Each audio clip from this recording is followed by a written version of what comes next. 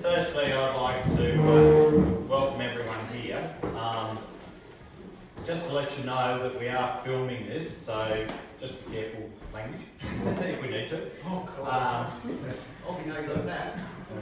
So I just wanted to make you aware of that for a start, so we will be filming. So firstly, I'd like to welcome David Permezel. Right, beautiful. So welcome you here to Tasmania. David, as I said, is, and I just wrote a few things down there, and please correct me if I'm wrong, but he's currently the chair of Eventing Victoria. He leads the risk and safety management team in Victoria for Eventing.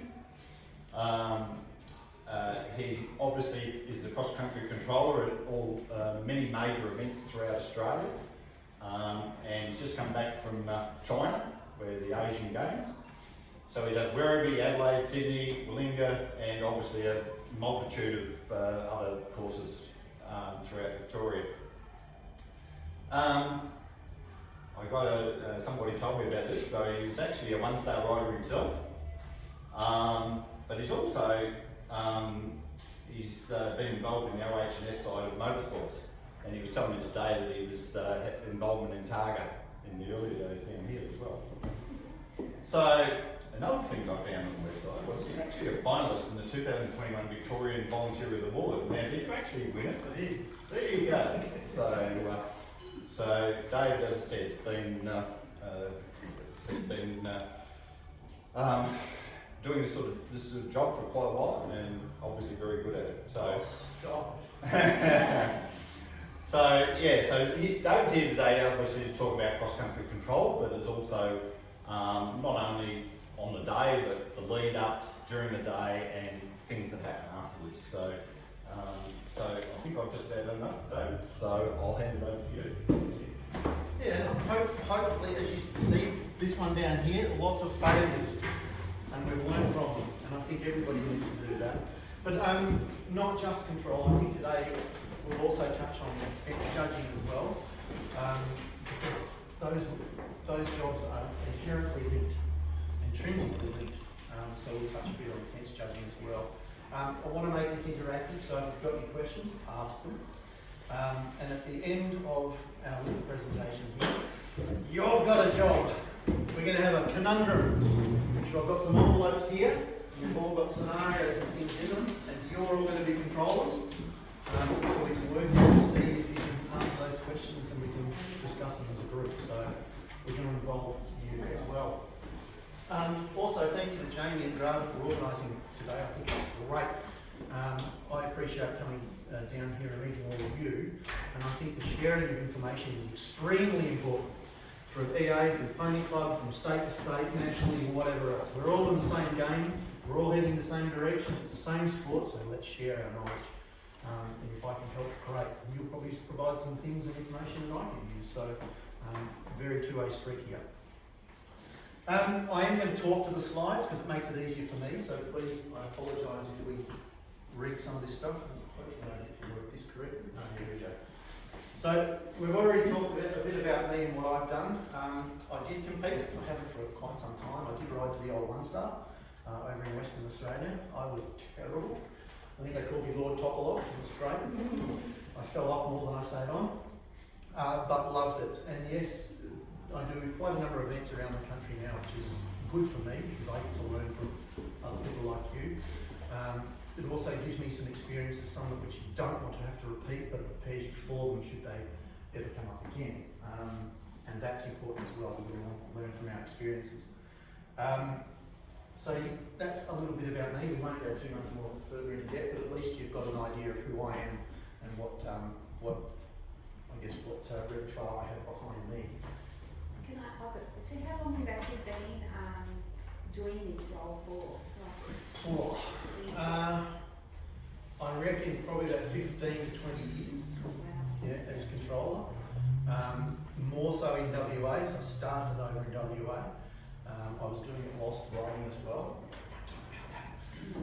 Shared roles, but yeah, it was the same thing. We had a lack of volunteers, so everybody had to contribute. And I think it's important that the upper echelon needs to understand that no matter where you are in the country, the problems that we face are the same. We're all volunteers. We've got to keep it simple where we possibly can and make things easy for everybody to access and easy for you guys to run events and take part too. So that's something we're trying to concentrate and trying to get through to the powers that be at the moment. So today's menu. We've got this as a WA event. It's a beautiful spot too, a bit like Tassie. Why have a controller? What is a controller? The responsibilities of a controller? What makes a good qualities make a good controller? What does that controller actually do? The record keeping, communications and radio, instrument handling, and the controller conundrum, which is what we do at the end. So it's pretty straightforward. I do have a pretty terrible sense of humour. Amazing, I shouldn't use that word. I'm not very politically correct sometimes, but I don't think it can be in some situations. It is a very serious role, so you need to have a good sense of humour, but it is a very serious role. So as controller, you have a lot of responsibility, and we're going to go into that today. Hopefully you'll understand a little more about what a controller does too by the time we finish, but also about how it's linked with the roles that you guys play. If you don't want to be a controller, how does it correlate with the fence judges? How does it correlate with your TDs? How do all these things fit together in the world of a controller and cross country in particular? Okay, can you see where you stand? So the cross controller is a high stress, high pressure, and you have a lot of accountability here. So how? The cross-country controller is the primary conduit for all communications for the day, and these things are super important to understand. Why is the cross-country considered the boss come cross-country day? And I think those of you who are TDs, we got any TDs in here, or was it scientific reps? Don't know. They might take the same, yes. On cross-country day, it is critically important that everything goes through the controller. Why? Because they know where everyone is. Okay? They also know where the medical resources are. They know what people are doing around the course and whether it's actually safe to run. If you've got TDs in one area, ground jury in another area, you've got another official down there, and they're all barking orders different to the controllers, well, there's no control, is there? You've just got a free fall. And that's why the controller is the boss on cross-country day to a certain extent. Okay? And we shouldn't criticise our TD's role, of course, because they are the technical. They represent the technical side of the competition in FEI events. We've got the ground jury as well. So they're very important people. Most importantly, the cross-country controller must be the central point of contact for you. If you have that one conduit, everybody can work through it. Okay? We're all nice and organised. It does take a certain type of character to fill that role. You might know you've been involved in committees and all that. You have certain people and personalities that want to put their hand up for a role. They're not necessarily the best person for the role. Yeah. Same with the cross controller. So, what sort of qualities makes a good controller? Well, they need a good knowledge of the rules. Yeah. They need the ability to plan. I'm going to scare you with all this stuff. You'll never want to be a controller once I finish with it today.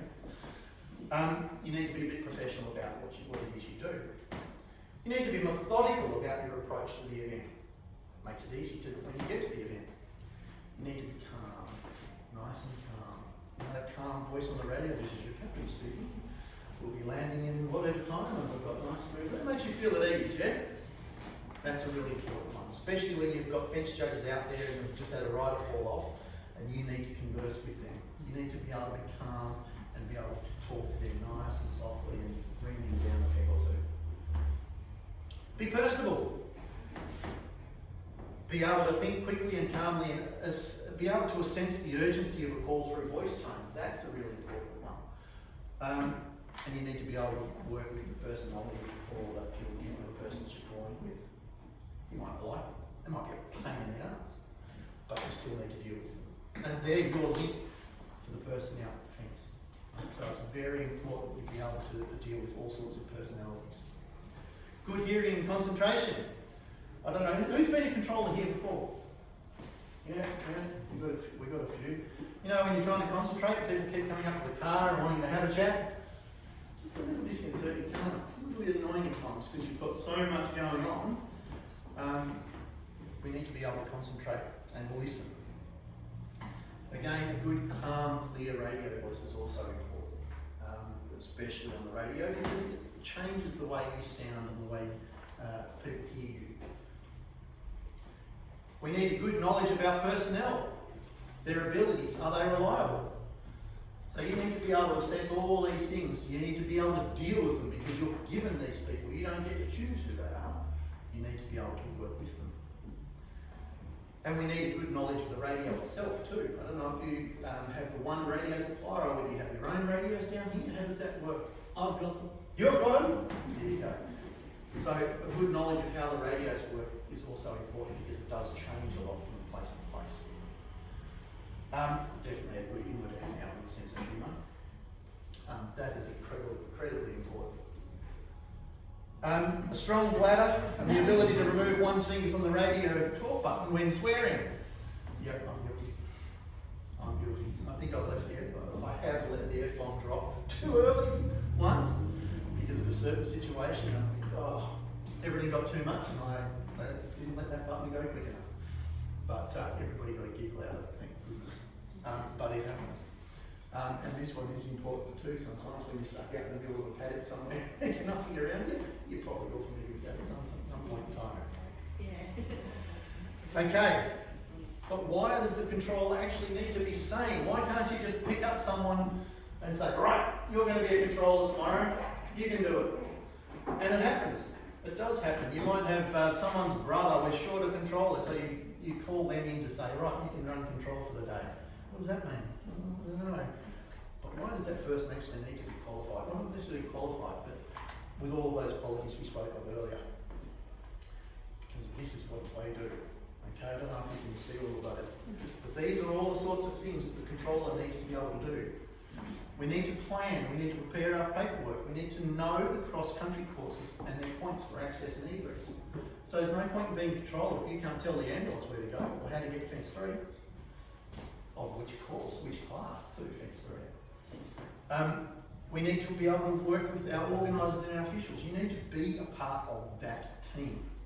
Right? You can't waltz in there and think that you're a controller, so you're brilliant, like you know everything. You've got to fit in with the team that you're working with because they are your best allies out in the paddock. It's very important. You need to take part in your SIM meetings, your incident management meetings. And you need to share the incident response process and protocol for you, the way you operate when an incident occurs, and we'll go into that a little bit later. You need to make sure that your radio communication is adequate and operative for every fence. You can't just turn up and expect everything to work. You might know that. You've got to the controller needs to make sure the radios are actually working. Are they charged? All that sort of stuff. You need to be aware of this stuff. Now, I don't know how you guys do it, but I brief the fence judges at the events that I do because I want to develop a rapport with them. They're the ones that are talking to me on the radio.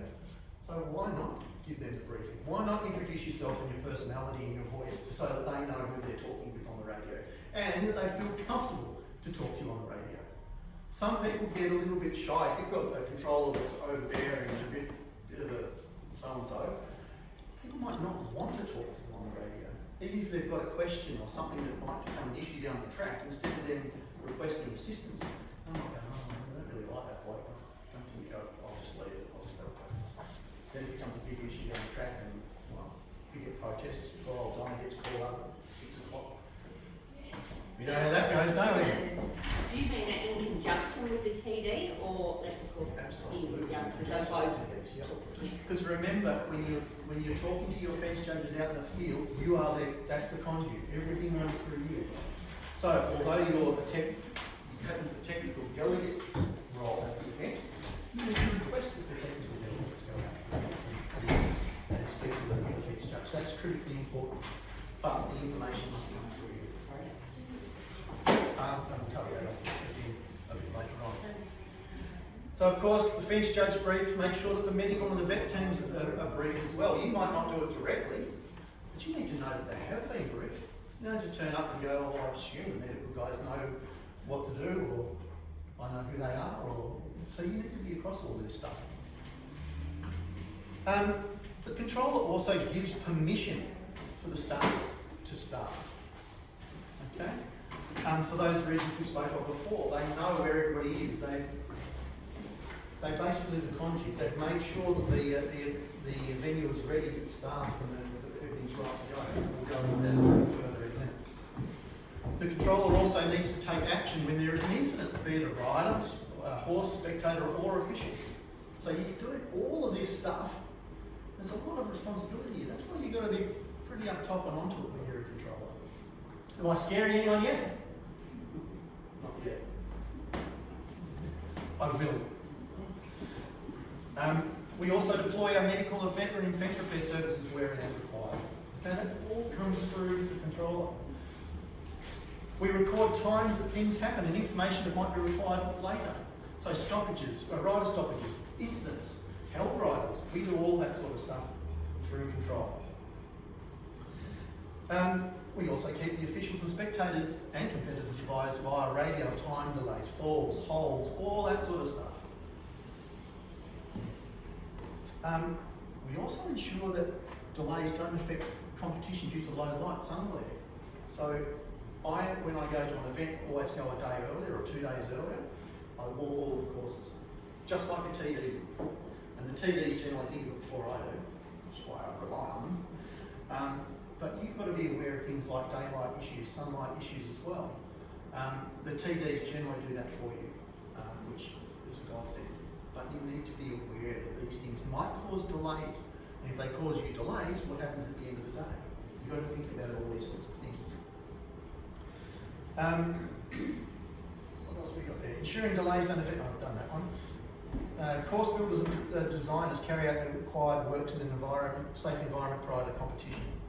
Okay, so they need to be able to do their job. You need to make sure that what they have done is okay. Right, you're that extra check along with the TDs. So the TDs will always check everything first. There's no harm in you doing it as well. You need to be aware of the courses and what they look like as well. Of course, one central point for communications. Okay, that's why you need to be saying. There's just so much to be aware of as a controller, and not many people realise it. You ask an event rider, what does a controller do? Or what? Half of them won't even know, because you don't get seen. You're not like a start or a finisher or a TD. You don't have that presence, I guess. You sit in a ute somewhere on the top of the hill, and you talk on the radio, you're pretty much invisible most of the time. But all these sorts of things you're carrying out in your daily activity. There we go. So despite us sitting in the hill, we do have a bit to do. Right, so that gets down to the nitty-gritty of what I actually do the week before the event. Not a great deal. But I do get a copy of the schedule of times and activities. Why? Because we put together our control sheet, and I'll show you that in a tick. We always take part in the serious incident management meeting, or our incident response meeting, as it will shortly become known as. Briefing times. What time are we giving the briefing? So we've got to get in contact with the OC and find out what time they have scheduled the briefing for. You run, as a controller, the cross-country officials briefing, which generally happens the night before cross-country. And that is a briefing to make sure that everybody is on the same page. Right? There's no point in turning up on cross-country day and you've got all your different people around, so your fence judges, your TDs, your ground jury if you have them, your ambulance, your vets, starters, finishers, and no one knows what is actually going on. That's super important, and I'll cover that in a minute. We need to know the class start times. We need to know the class start intervals. Finish times, is that going to be an issue, such as we spoke about before? Medical revisions, how many staff, how many doctors and things do you have on course? Do you have enough? If you don't have enough, you only got one tender vehicle, what does that mean for your process as a controller? And we cover that off a little bit further down the track too. Course maps, well, we need course maps, we need to know where we're going. This is all done in the week before. We need to know our number of fences. We need to know senior officials. Is Donna going to be there? I like Donna. She's awesome. Who are the rest of them? And this is where we can get our control sheet. And that's from all of that information. So, this is our control sheet. This is what I use at every single event, no matter whether it's Adelaide, and you've seen some of the folders that are around the place, they are all the same.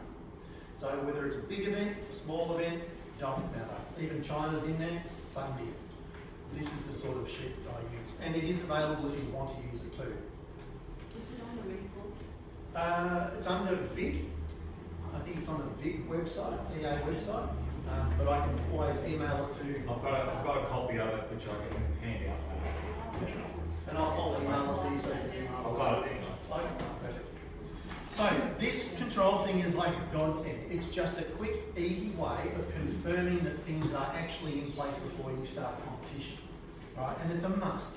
If things happen down the track, and it's happened before, and an investigator or police, or this sounds horrible, the coroner says, did you make sure that X, Y, Z was in place? Yep, you got it. It's here. So it's information at a glance. It's nice and easy for you. We've got across the top, we've got the class, colour, and its level. Why do we do colours? Because it's easy to remember and it's easy for association.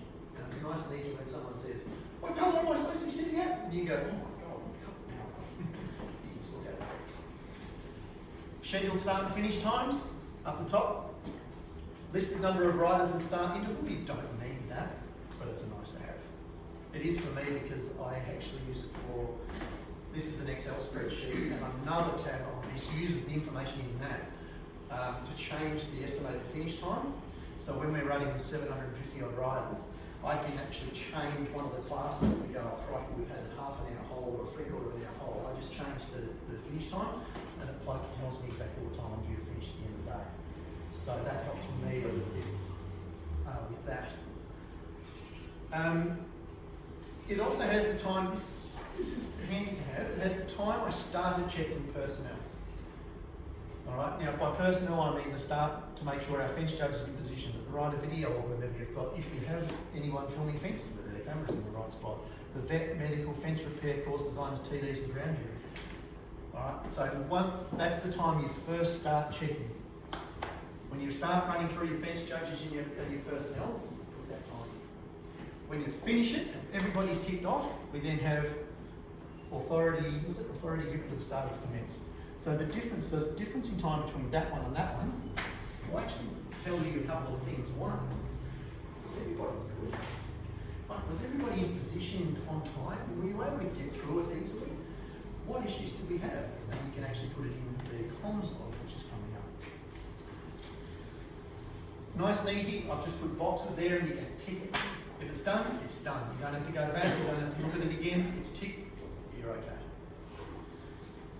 Did we start and finish on time? So you've got your estimated, your scheduled start and finish time from your OC. You can put that in the top. Down here you've got your actual start time. So the time, that time there is the time that the you told the starter or the marshal, it's all there, so they can start at whatever minute intervals you have. And then you have the time the actual first horse left the start. And then you can see, okay, was our start marshal no good? Was the starter a bit slow? You can pick up those sorts of things from it as well. And then we have the finish time down the bottom for the last horse crosses the line. And then you can call the course cold. Yeah, so how long things actually take. So there's a bit of information you can get from that, but essentially it's your risk management checklist to make sure that everybody's in place. That's most important. So now we're at the day before the event. Walk the courses. I remember, I won't name the event, it's a very big one held in Adelaide. I went over there when Jill was alive, because Jill called us and she said she wanted to run a new controller. I found out why. This is terrible. You won't know the person anyway, so it doesn't matter. I turned up before the event.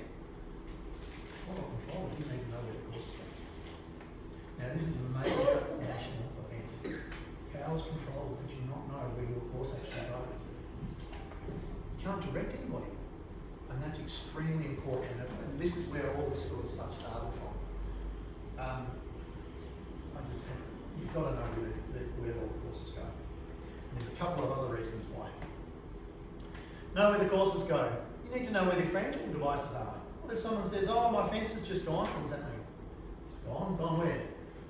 If you think about it, you look at your map that you've walked the course with, you go, oh, it's a frangible fence. That's what she means.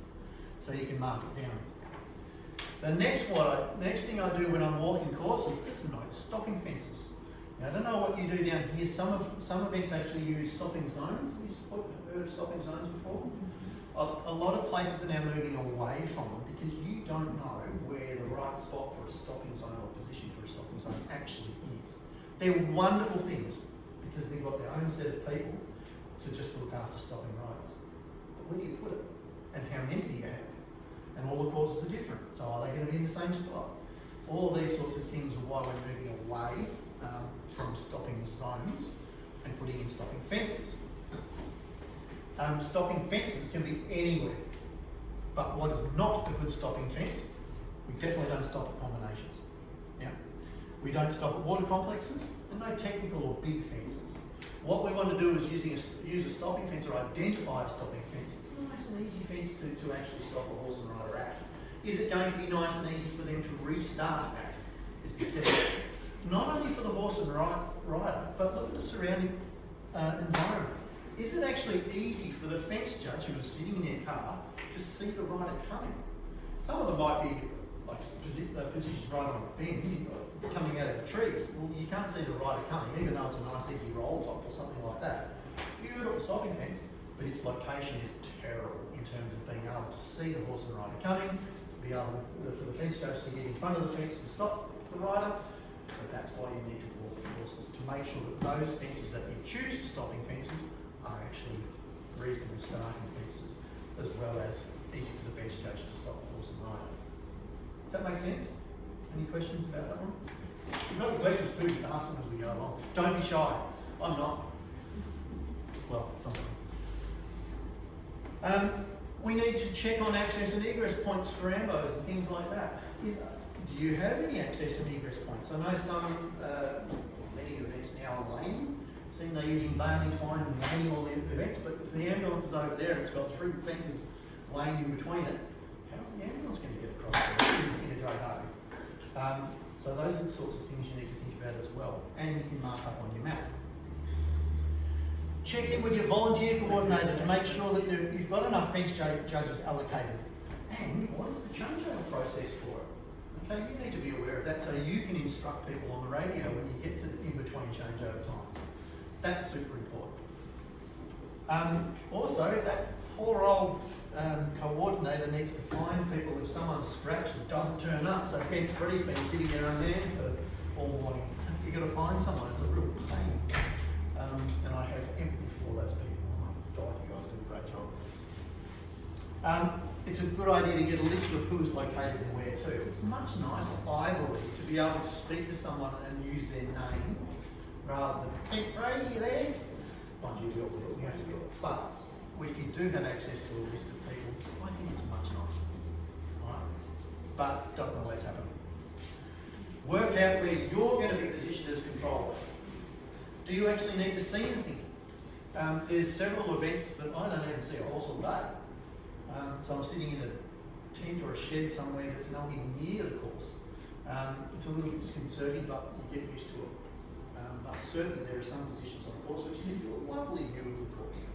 And that's fantastic because you can then see what's going on, potentially see what's going on, instead of guessing. Especially if you're not familiar with the people that you've got out there fence judging.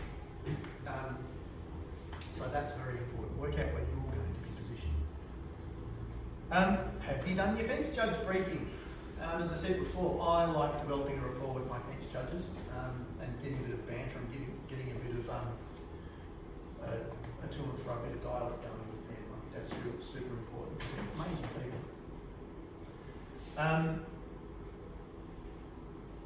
Your medical crew. They're very important too. It doesn't have to take much. You might not see them until the morning of the event because they're bloody expensive. Go and shake their hand, introduce yourself. If I need you, I'm going to call you. You're medical 1, they're medical 2.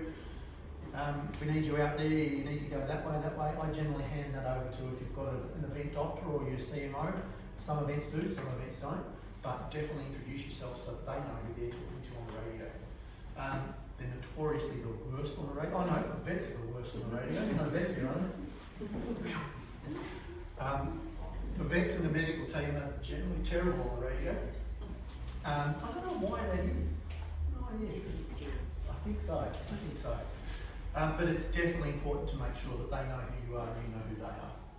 That's critical. A checklist of offences with the right number of offences per class, and that's what we use as our checklist, okay? Our pre-start checklist for offences. You've seen my control sheet, and we'll go through the offence list shortly. Get a contact list for the important people, including the commentator. Very important, if you have one. The commentator is important because you can relay information to them like, hurry up riders and get the hell out there, we're missing people in the warm-up. They can also announce that there's a loose horse on course if you have a commentator too. So use that resource. But also, if you need to contact somebody that's maybe with a sensitive issue, you need the telephone numbers. So that is important. Know who your starter is, and make sure that they do announce the riders that they are starting. You do that here? Yeah. Rider 32 just started, or rider 4 started about 4 minutes and 32 seconds. 12:43. I just say, look, just tell me the rider number. Cool. And that's all I need to know. And then I just keep writing them down as the announcers them. Don't need to know when they're finished, just who's on course. I'll tell you why in a minute. Gate marshal, that's important too, because you need to make sure you're, as controller, you're running the day. You're the boss, remember? You need to know that you've got contact with this person so that you can make sure they're still feeding the start with the riders. And most marshals are pretty good. And the starters sometimes get a bit cranky as well. I need another one. But they're important to have too. Ensure you have a runner and a sheep collector. I think that's pretty standard, isn't it? We're starting to move away from sheets now in Victoria. We have backups, and most other states now too. We're using the fence judge apps. Have you seen those? Great if you've got reception. If you don't have reception, terrible.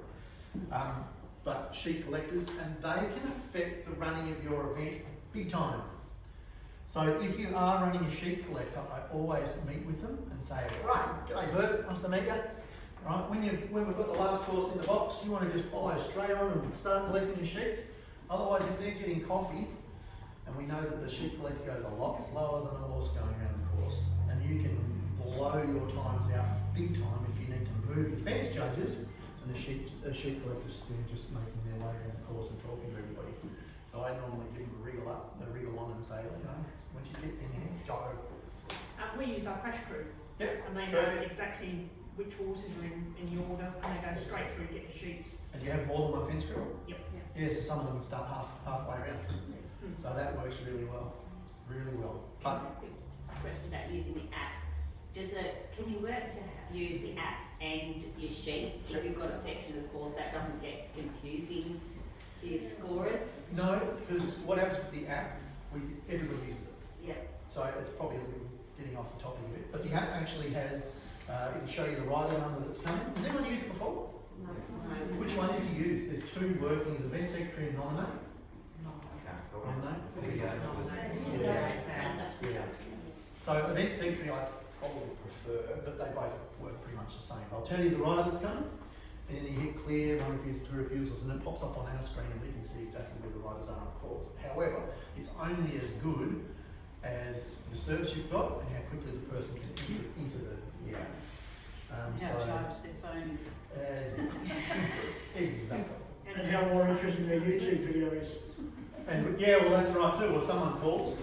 That's a good one too. So there's all those sorts of things, but we always have to pay backup. And the score sheets for the electronic, when we're using it electronic, are a little bit different. I think you've got your normal score sheet which has one row per rider, yeah? That sound about right? Yeah. So the electronic one only has three spaces per rider and then 3 columns. So we can fit 80 riders on one page. So it's a lot less muck when it's raining at the end of the day and you get paper mache handed to the scorers. We've all been there, right? Sorry, I know you've covered it later, but one of of the things, obviously we run the classes consecutively evening with probably the same fence judge right through the day. Do you refer to the jump as, like, quite often we refer to the jump as the highest grade jump? Like, if it's a 1-star fence, that's jump 3 for 1 star. Even if they're doing 65, we'll still refer to it as that same jump as the 1-star sometimes. Oh, so you won't call. Because they get confused otherwise, because they have on their board jump 3 written on the front of their board. No, we do it differently. So on the front of the fence judge thing, we'll have a sticker and it says, well, if it's got 1, 2, 3, 4, so 1 star, 2 star, 3 star, 4 star. We'll have 1 star fence 3, 2 star fence 4. Yeah. Yeah, we do that. Yeah. we actually- Well, I think, yeah. Well, that's pretty much but sometimes these judges get confused because they don't know. We also try and put maps in there for them. Do you? Right. Okay, that's a good idea. Because it saves a lot of questions, a lot of trees, but it saves a lot of questions down the track. Yeah. And we do get it. I was at fence 3 for the 2 star, and now I've got to go to fence 4 for the Yeah. 4 star. Where is it? Yeah. Stay put. It's right next to you. But that comes back to you as a controller, knowing where the fences are and being able to take a deep breath, take your finger off the button where you swear, and then politely tell them where to go. Not where to go, but where to go. Yeah? All right, so yeah, the sheet collector, they can really blow out your times if they're not on the game. So they've got to be really on the ball, and course cruise is a great idea to use them. The only reason I normally have a separate sheet collector with course cruise is because I use that sheet collector as my runner. So if I need to take a pencil to fence 3, they go and do it. Oh, the TV's the run. Or the TV's a runner. I won't run the radio. Oh, I've done it. I was just going to say, that's why she's got a whole car full of Yeah, radios and no, pencils. Exactly. Like So- our press cruise. The other thing too is that all these people are resources, and some clubs are really resource poor. So you've got to think about it laterally and who can you use to take the pencil for fence 3? Is it the course crew? Oh, it could be. Yeah, we make sure they've always got biros, spare sheets, Yes. everything, yeah. Exactly. So you've got to use the means that you have available to you. That's super important. What else have I got here? You sure you have watches? Do you use the yellow watches? No, Oh, stopwatches. I use stopwatches. I synchronise them all, or Justin synchronises them all God, in get the the little morning. yellow ones. Yeah, I know, they're the So, gold have you standard. seen Yes, I Got one with know. What they use I've on the got- main, is the real time watches. Yeah, they're real time. So- And they're synced all together and Yeah. they're magic. So have you seen the Can we optimal buy them time as ones well? the riders use? Okay, they're identical to that, except they're all synced. Yeah. So every fence judge now, in every state in Australia now, we use them. So every single fence judge has one watch, which is synchronised with the start and finish. And the start and finish have the big clocks. I wish I had my laptop that was that. How much are they? You don't want to know. $100 each. $100 each. So you're looking at $4 grand. Actually, the supplier lives in Tassie. Up the I coast. can tell you. It's up the coast, up sort of You know who Alderson it is? way. Garland? Yeah. Yeah, yeah. Can't think of the guy's name. I was messaging him the other day. Yeah. So He's a nice fella. Yeah. Talk your ear off, I think. no, Steve. Steve. Steve. Yeah. Steve. It's got to be only 50 years, isn't it? Steve, no, No, no. maybe. No, no, Steve. They're brilliant. They really are. And from a TD's perspective, how good are they? Mike? Yeah, there's Yeah, it's just an expense, but I would urge Pony Club and EA to come together and get a set. They are super important. They're about $2,000, For a full set. 2,500 to get it. Yeah, I mean, we've got 44, every state now uses them, Yeah. but it makes things so much easier. So every fence now takes a time for every rider as they pass by the fence. It means that if there's an issue or a hole or anything, you've always got a time. And what does the rider care about most? It would reduce. And it's easy, I mean, rather than having a stopwatch, which is, you can't stop multiple riders with a stopwatch either, you can only stop one. Yeah, we can. We run our stopwatches on real time. We don't run them as Oh, yeah. stopwatches. Oh, No, okay. yeah, we run them on real time, so Oh, they okay, write so- down the time. Okay, so these ones are similar, they're just easier to use. Yeah, that's exactly right, so we have only, not every fence judge has them as well, so Yeah, But that's only as we. we don't have enough stopwatches. Yeah. Yeah, but That's I don't want to $150 to fix, not $2,500 to fix. But in terms of setup and time, Yeah. have a look at them anyway. So what are they, wireless, and they sync to No, each other? they're just a clock. And they have a set up thing that they, you've got it like magnets and they. Yeah, I've got. So does every bench judge have to have one? On the not on the magnet. Oh, No, it might be in the Still underlying doing file, it. there might be a picture of one there, I'll have a look at it in a while. It's in the fence judge, it might be in the briefing section. I think. Yes, no, we've only ever tried to use stopwatch once, and that caused a whole lot of trouble. It's the start you use the stopwatch, and the finish you use the real time. I'll see if I can find a copy of it before I go, but I definitely have it on my laptop, so I can show you. Anyway, moving on. Yep, so make sure you've got enough watches if you What need. are they the optimum time? Pardon? They're the same as ours. Similar. You can't, the good thing about them, you can tell riders, they can't knock them off because they're useless. They're literally synced to time of day. Alright, and it's just a watch. It's got it displays 2 times. One of them, every time you press the button, it stops one to allow you to write it down, and the other one keeps scrolling. Press it again, it stops one time for you to write it down, and the other one keeps scrolling. That's all it is, and they're all exactly the same. And it's just so much easier.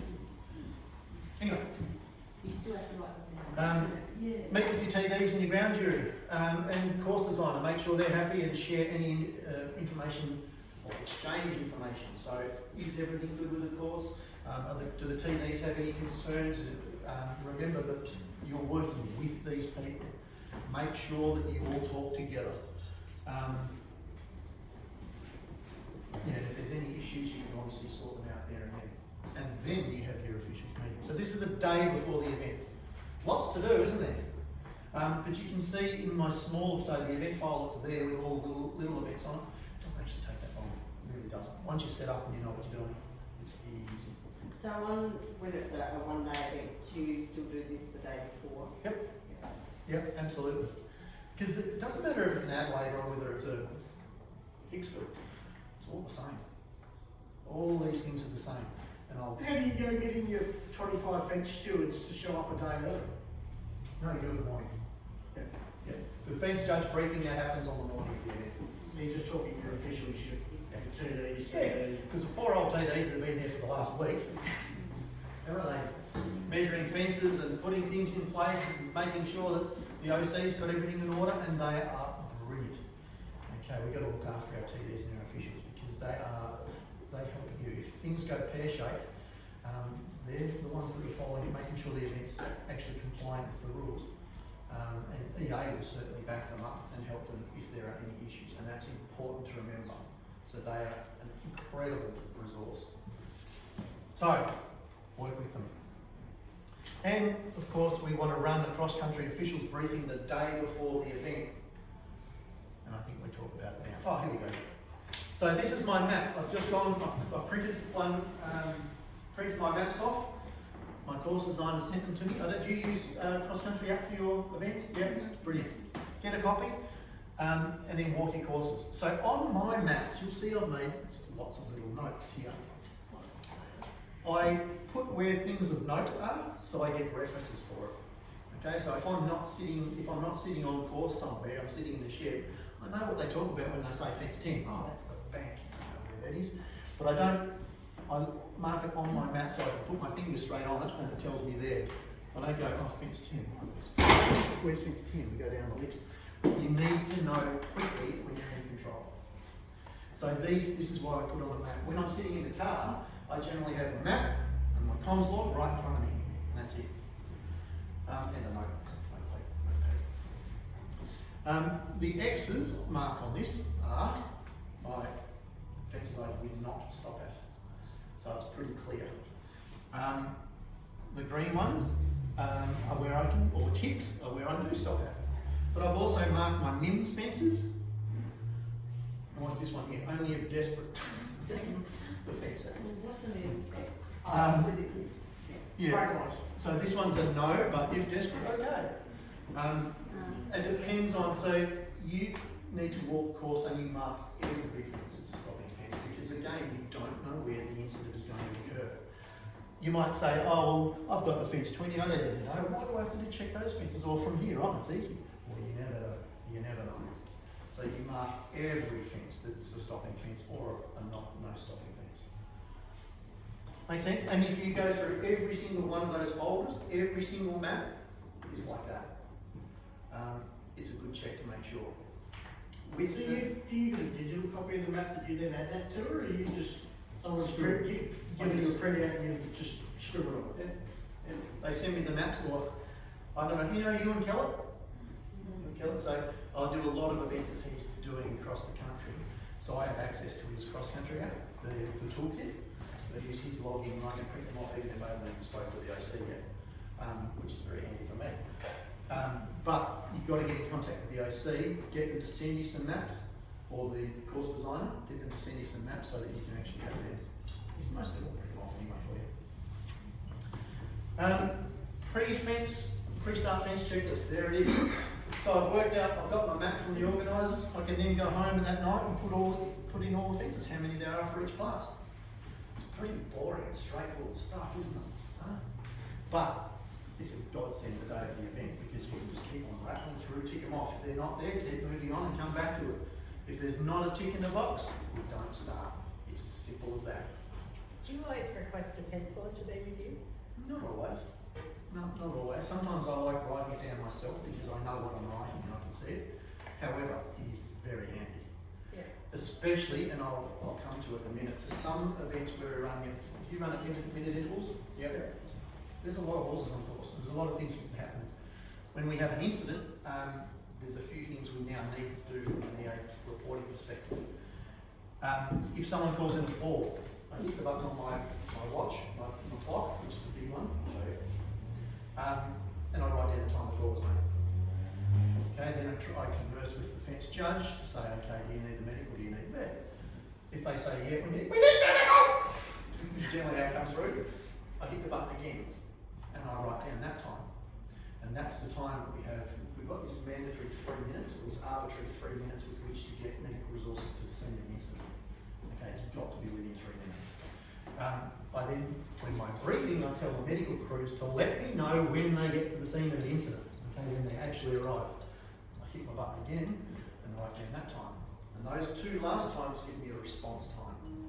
And then from that we can actually work out whether we've got the medical teams positioned in the right spot on course. Is the reason that they took 3.5 minutes, did we have them in the right spot? Was their battery flat? Happened before. Were they listening to the radio? All of these sorts of things you can pick up from your comms log and you can get from your response times. And I'll show you one in a minute. So that's nice and easy, yeah? Pretty straightforward. Again, that's on the same file as the cross-country control sheet. So if you want it, use it. It's just an Excel spreadsheet. You just need to change the titles and put in the boxes. All right, now this might be difficult for you to see. Yeah, it's just a lot of writing, isn't it? This is my cross-country officials meeting. I have a template. Templates are wonderful. And what I'm finding now is because I do so many events around the country, they're all starting to use it. And the templates are the same. So that when everybody gets to a meeting or sees me turning up, whether it's a fence judge briefing, the cross-country officials briefing, they know what to expect.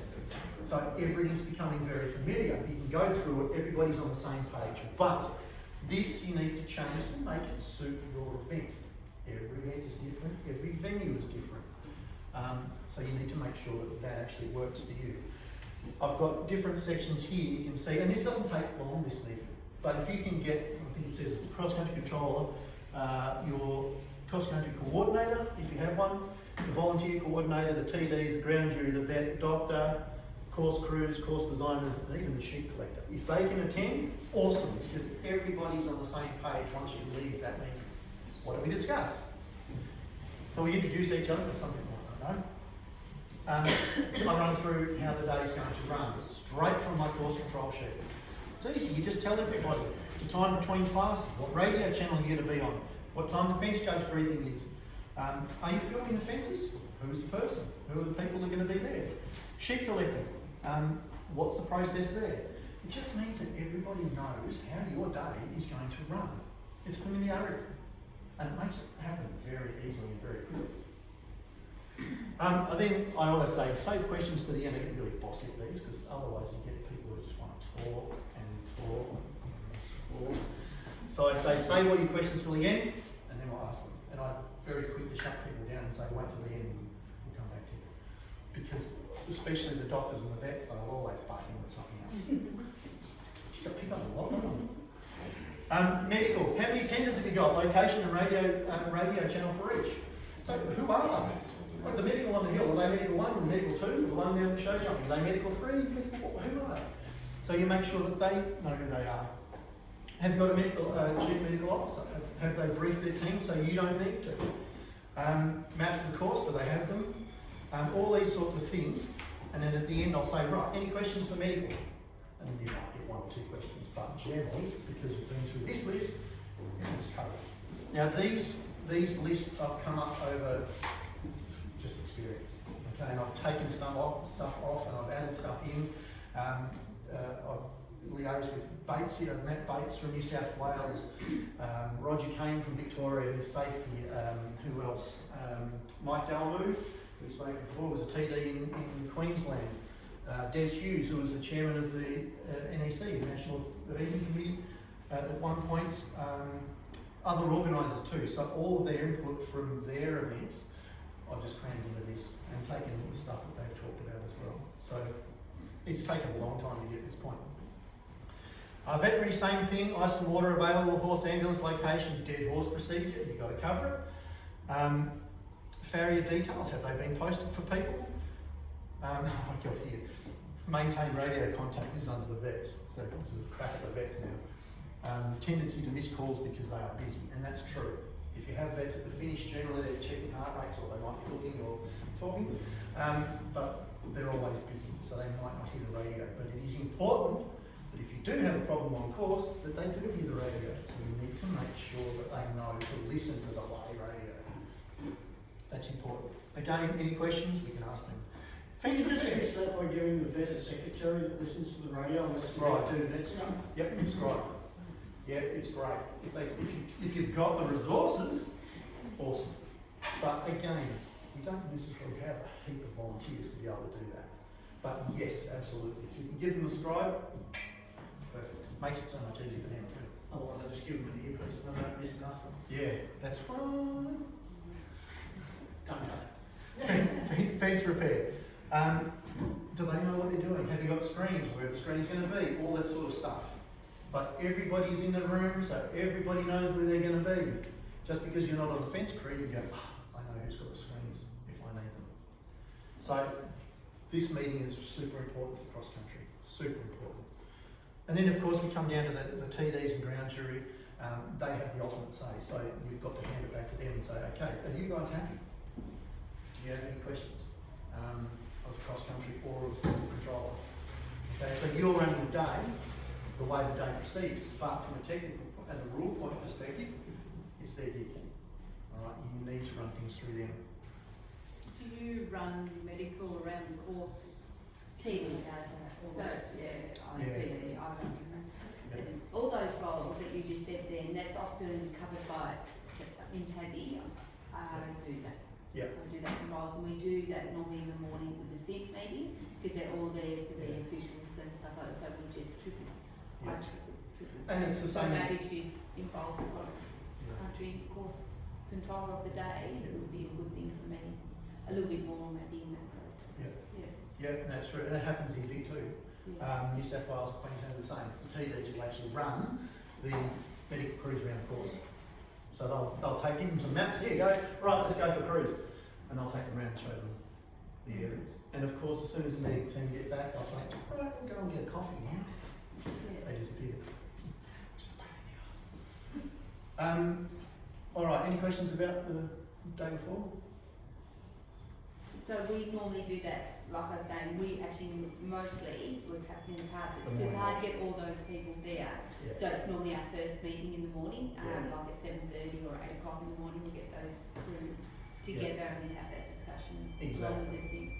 Because, and they're bloody expensive too, so you're better off getting there the morning before.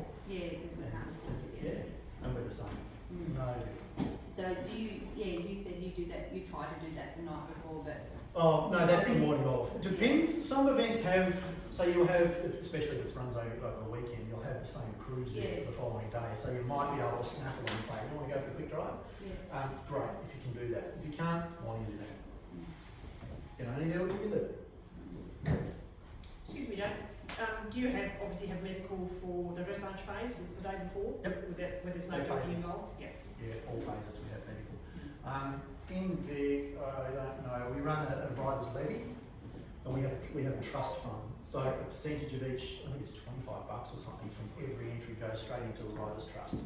That trust is used to pay for medical. Doesn't matter what the event, it all comes out so that the organiser doesn't have to pay for medical. Yeah, that's what we do down here. Yeah, perfect, it's awesome. That fund is also used for anything safety related. So once a year we open it up for grants for clubs and we give our clubs, provided they can provide us with a risk management plan for their event, they can apply for up to $3,000 grant money to help them run the event. But it's got to be for things safety related. And it works really, really well. So the purchase of breakaway devices, Yep. that sort of. Yep, breakaway devices, even ground reparation. So we actually bought an aggravator. Have you seen those? Yeah, brilliant things, absolutely amazing. So the hire of that, we hire it to each of the clubs to cover the cost of maintenance and everything else. They can use the money for that. Radios, they can cover the cost of their radio hire if they're hiring radios. What was that? Watches? Safety. Could be a safety, you'd argue that. We've got our own set that goes from club from event to event, so it's owned by EV. So yeah, why not? Why not? Okay, so we're down to the day of the event, excluding talking to our medical teams. We need to make sure we've got a running order, of course, as a controller. We carry out the fence judge briefing. Okay, I've got a standard briefing, I think Janie's got it. I use the template for every single event I run. I may need to change that template for each event, but again, because I'm doing so many events, people become very familiar with what to do at events, how the day is going to run, all these sorts of things, because it's a standard template. You might know that the first briefing, if you don't have the same fence judges sitting at the fence all day, you get the first group of people through. Once they're finished and they've changed over, you get a new group of people. They haven't been to the briefing, have they? So what I generally do is send my briefing out. I get the whoever's doing the coordinating, I get them to send my briefing out. And I think, we've got one there. It covers things like score sheet. We know what to be at the fence, stopping horse and riders, what to do in the case of a fall, all that sort of stuff. It takes me about 25 minutes to get through a briefing. And you try and make it interesting. If it's not interesting, it's boring. Bloody boring. And people just switch off. So we try and make it as interesting as possible.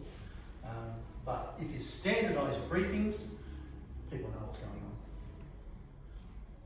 Clocks we've spoken about, radios we've spoken about, medical briefing, same thing, make sure they know the process for the deployment of falls. If you have soft falls, so the rider gets up and walks away, where do they get checked? Make sure that they know the process for that.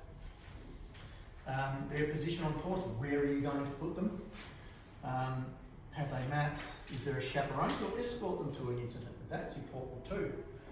Sometimes all the fence judge crews generally, or the course crews I should say, head straight to the scene of an incident. You see, they'll barrel on down to wherever the rider's fallen off, which leaves no one then to escort the ambulance. So you need to think about that, who's going to take them.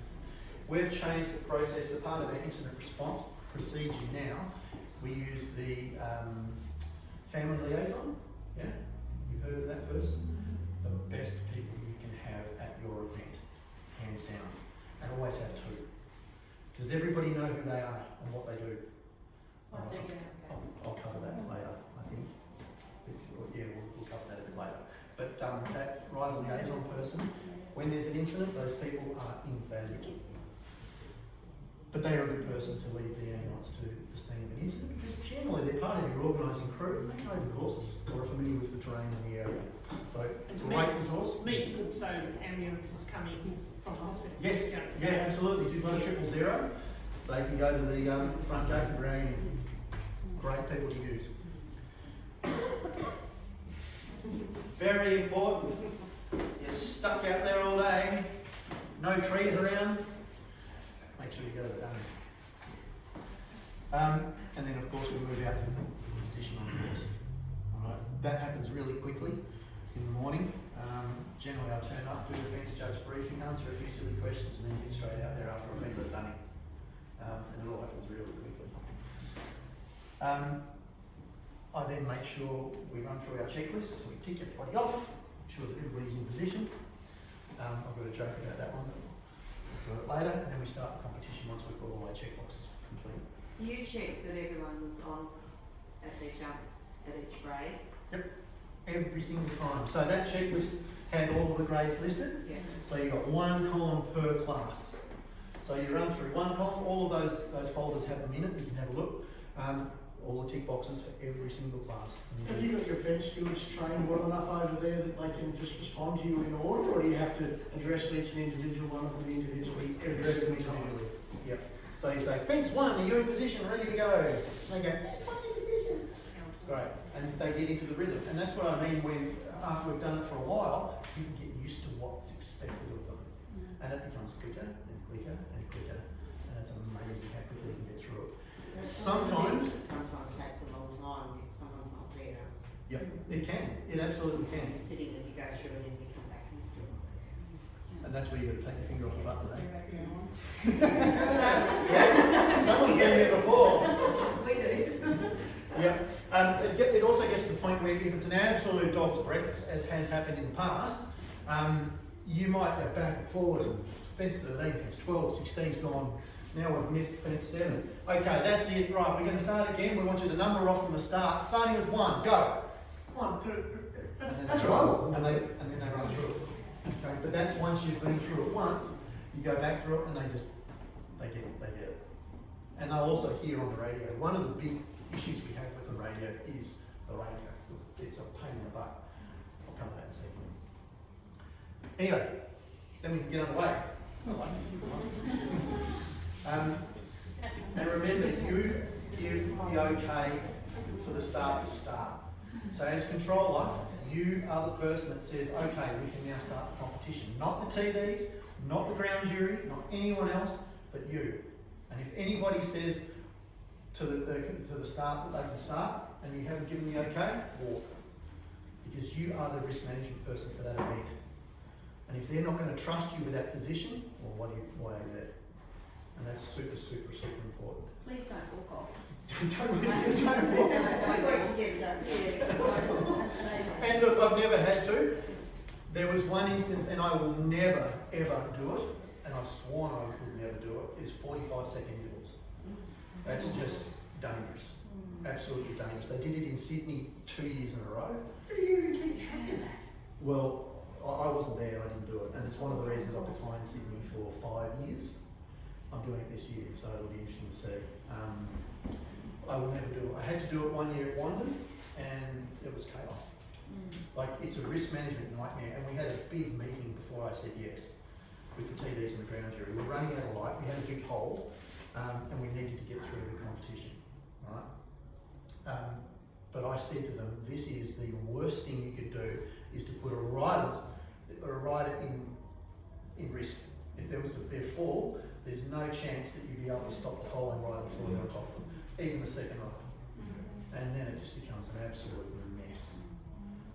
And we want to give the riders a good experience and get them home safely. That's why I do it. I like seeing all my riders come home. But I don't give a crap if we run out of light and there's 20 riders that haven't ridden. I'd rather send them the next day if we can than to put them at risk running at 45-second intervals. So if you couldn't run the next day, Refund them. yeah. Give it a torch. So I'm assuming you use sort of numbers basis to get Yeah, the lines through Sydney and the tries. line levels. Yeah, Sydney tries to run all their cross country on the one day. So they'll have 700 riders, and they run two courses simultaneously. And yeah, so they run lower classes out the back and all the higher classes on the main course. So they've got two controllers and they just push it through. Why? You've got a whole weekend. Why put why put so much pressure on all your fence judges and all your volunteers when you could just run half the classes one day and half the classes the next day? Well, why do you have two courses though? Pardon? I said, Well, you're going to have double the number of fence judges too. Because they want to swap over, they don't want to do full days. So you've got double the number of resources. It's just, we've got to talk to Shane about that anyway. Oh, yes, it is, so make sure. Same here. 45 seconds. Yes, it won't happen on my watch, I can tell you that. No way. No way. Anyway, so what do we have? We're not running a big event, we're running a little event. Just by the by, that's obviously Werribee. This is Werribee 2. See that system there? So there's two methods of running control. You've got positive and negative control. This is positive control. So this is what they call the block system. And we have all these poor bunnies here on the radio, and they're looking after a certain number of fences per block. They're all on a different channel. We started running Adelaide like this. It's absolute chaos. But across here you can see they're all the pictures of the jumps and numbers. The blocks here have a little card on them which tells the commentator who is standing on this side, that's Sarah Neville. It tells them their rider's number, it tells them their dressage score, it tells them all this information. As the calls come in clear, which is where we get the positive control from, every fence judge says, rider 32 clear, fence well. The block moves along their thing moves along the blocks. So you can tell exactly where they are all the time. And the commentator can commentate. If they have a refusal, I think there's not one there at the moment. Oh, you see, so that block there, see it's got another block under it, sort of. It's a little yellow block. If they have a refusal, there's a block that says 1R on it, and they just lift it up and put it underneath. If they have another refusal, there's another block that goes underneath that, so it says 2R. So the 1R comes out, 2R goes in. If they have a 4, same deal. They've got a block that says 4. So the commentator can see what's happening at all times. Yeah? I think there's another photo. I wanted to do that for years. We're trying, this is a great system, however, it does have problems, and it's a control nightmare. Because people are calling in all the time, how many radios, we've got, say, 100, 120 to 150 radios out there, how many people can speak on the channel at once? Yeah. So that's why we've split the channels up. The other thing too, in dealing with an incident with this system, I'm pacing up and down on Valium at the back there. If someone has a fall, they report it to that controller, the controller then talks to me. I talk to the controller talks to the fence judge. So you miss time. Middle management. Yeah. And I'm guessing all your responses are on a separate channel completely. So in this instance, so therefore it's called FenceNet, and they're on a specific channel. I have two radios. I have one in this ear and one in this ear. Generally, I pick one of the channels to listen to, and I will have what we call tech off in the other ear, which is the technical officials channel. So I'll have the TDs, I'll have course crews, I'll have God knows what else. Actually, there's a radio chart that shows you down the track. But there's so much going on. I can have people barking in this ear and in this ear at the same time, and you've got to decipher what's going on. So that's a really difficult system. Yeah. What we're trying to work on is what I was just talking to Jamie about earlier with this GPS tracking, so that we've got a course map on the telly, and we can actually physically see live where the rider is on the course. And we're getting there, but not quite there yet. That would be ideal. The closest we've got to it is that fence judge I spoke to you about, but it's only as good as the reception you have and the speed at which the information is entered. And if we're running at 1 minute intervals, you might not get that information for 3 fences down the track because they've entered 2 or 3 different fence judges. Or all of a sudden they show up at fence 10 and last time they were checked in as fence 3. And anyway, did they just go to fence 10 or did they do all the other ones first? Yeah, no, it pops up all over the place at that point. Anyway, we use the KISS principle. So our smaller events, the paperwork is no different, but there's no need to go overboard with it. I'm loading up all of this information. It's not that difficult. You don't have to do all the stuff I said. It's good that you could do it, and it is important, But remember, the only things you really need to make sure of is that your medical team are briefed, your vet team are briefed, and that you've got everybody in position. Most people know their roles at a vet. Okay? So you can assume that most people know their roles at a vet. So please, if you can do all that other stuff, do it. But big event, small event, in essence, they're all the same. What do we have? We have the control sheet, we have our list of fences, and we have maps. And of course, the comms log. That's it. So what's the comms log? Why do we need to keep checklists in the comms log? Well, risk management. Okay, it's really important that we keep this for risk management. We document, it's to document and formalise the process of operation so that people know and become familiar with all of this stuff. We verify that actions have or did actually occur, so the fence judges are in place. You've seen your checklist, you've got ticks in all the boxes, you've done it. Quite easy. It provides a record of activities and time, so that's your comms log, and I'll cover that off in a second. It's a record of activities for the organiser. Why? It shows why something took so long, helps the event make improvements for next time. Provides a timeline of the process in case there's questions regarding an incident response. And then we just talk about analytics. Could the ambos be moved to a better location? Did it take some time for them to respond? Is that one gate marshal really up to scratch and sending the riders to the start? Do we need to choose someone else next time? Those sorts of things all contribute. Is the same person always showing up to the gate last at the start? Well, that's another one too. We've had that before. What do you do in that situation? Shoot them. Oh. I didn't mean that extreme.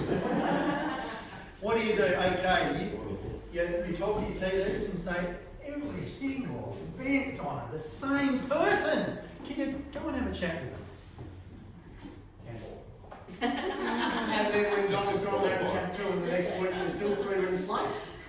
That's up to him. You can say, Don, remember that bloke that we spoke to about last event? Done it again. And then, well, we let the TDs deal with it. But it does happen. It does happen. It's a real pain in the butt. I'm sure you've got all like one of those people somewhere around that's always doing similar sorts of things or something that really gets on your nerves. You need to refer that to the TDs. Well, that's about what I'm about to ask. You've got to take every incident and deal with that as they occur.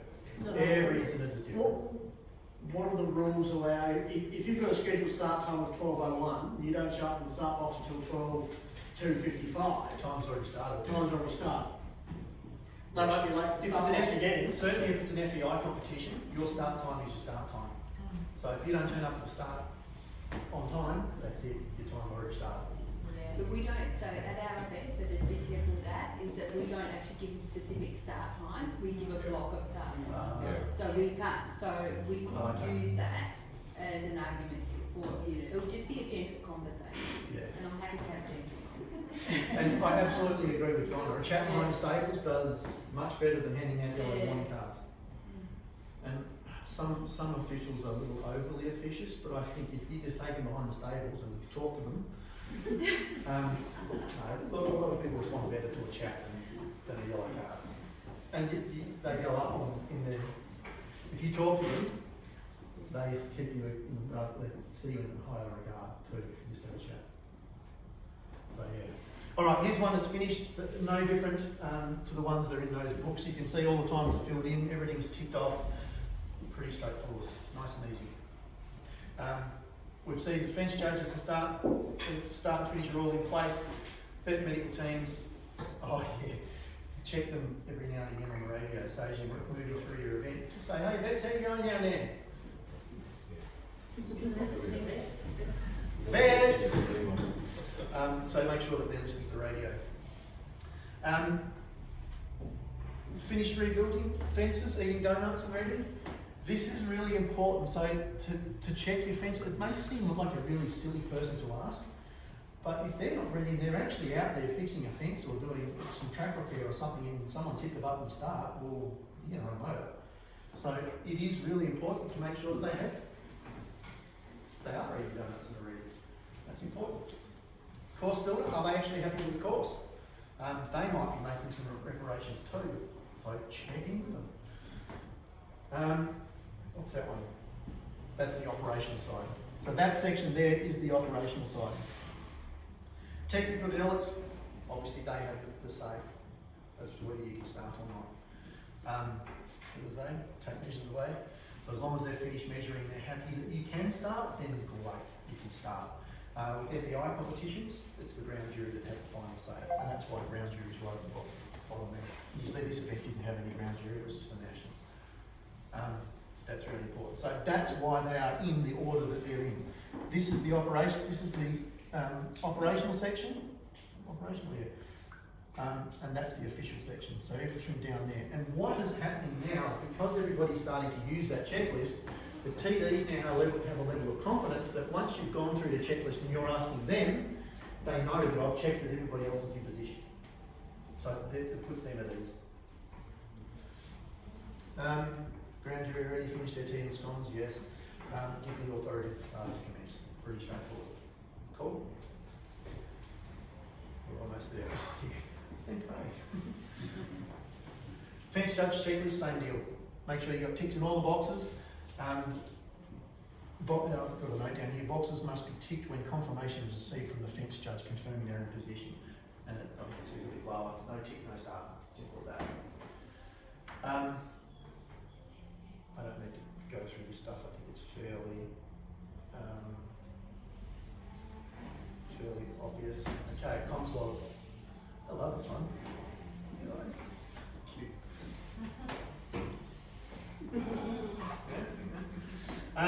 Okay, so comms log records all the relevant details and seemingly irrelevant details. So things that you might not consider, someone else might not consider important, but might be important down the track. So anything that happens on radio, I generally just make a note of. Rider 32's got gears fell off and they need something in the warm-up, they'll write it down. It just gives you a complete list of what actually happened on the comms channel, on the radio channel. Might be used down the track, you don't know. It's used as a backup for scorers, medical TDs, and there's a record of what went on. Event organisers use it to improve events. So every time I finish an event, I send all this stuff to the organiser. They can bin it. I don't care what they do with it. But if they choose to have a look at the comms log or have a look at the control doc, it's up to them. But they'd be silly not to because it does have some information they can work out. The organisers generally are that knackered by the time they finish the event. They don't want to see anything to do with an event for the next 6 months. Yeah, this one's more of a training thing. I really like having scribes sometimes. If you've got someone that's up and coming and wants to be a pump controller or would like to take part, have them sit in with you. I'm getting sick of it, so I want more people to join me and do this role as scribe. It gives them an idea of what's required. Again, have to start a call out so you can jot down the number. Okay, this is important. So as start is calling out numbers, just write it on the side of your comms log or on a sheet of paper. It means that if there is a fall, right, especially if there's a fall on course, you can circle the rider that's fallen, and then up to the point where you finished writing, you know who's on course. Doesn't matter who finished. If you circle the ones that fell, work down to the last one you put in, you know how many riders are behind it. Don't try and, a lot of, Batesy does it too.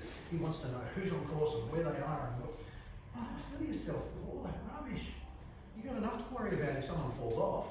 At least if you can just circle that on a rough piece of paper, you know who's behind them. It's simple as that. First thing I also do is stop the course, stop the start. That becomes second nature. This is the comms log. It only contains a few columns. Okay, rider number, fence, times, 2 columns for time, and details. So how does it work? Easy. It's pretty basic, isn't it? We've got rider number, there's 4 boxes.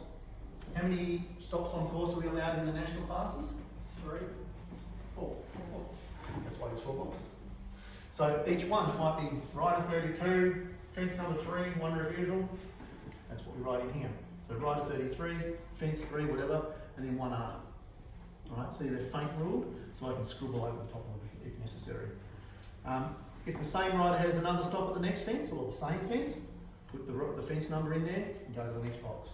So I know at a glance, if 4 boxes or 3 boxes are full, I can get on the radio and say, hey, rider 32, everybody's got 1 left in tank. If they have another refusal, they're off the course. Right, they'll be eliminated.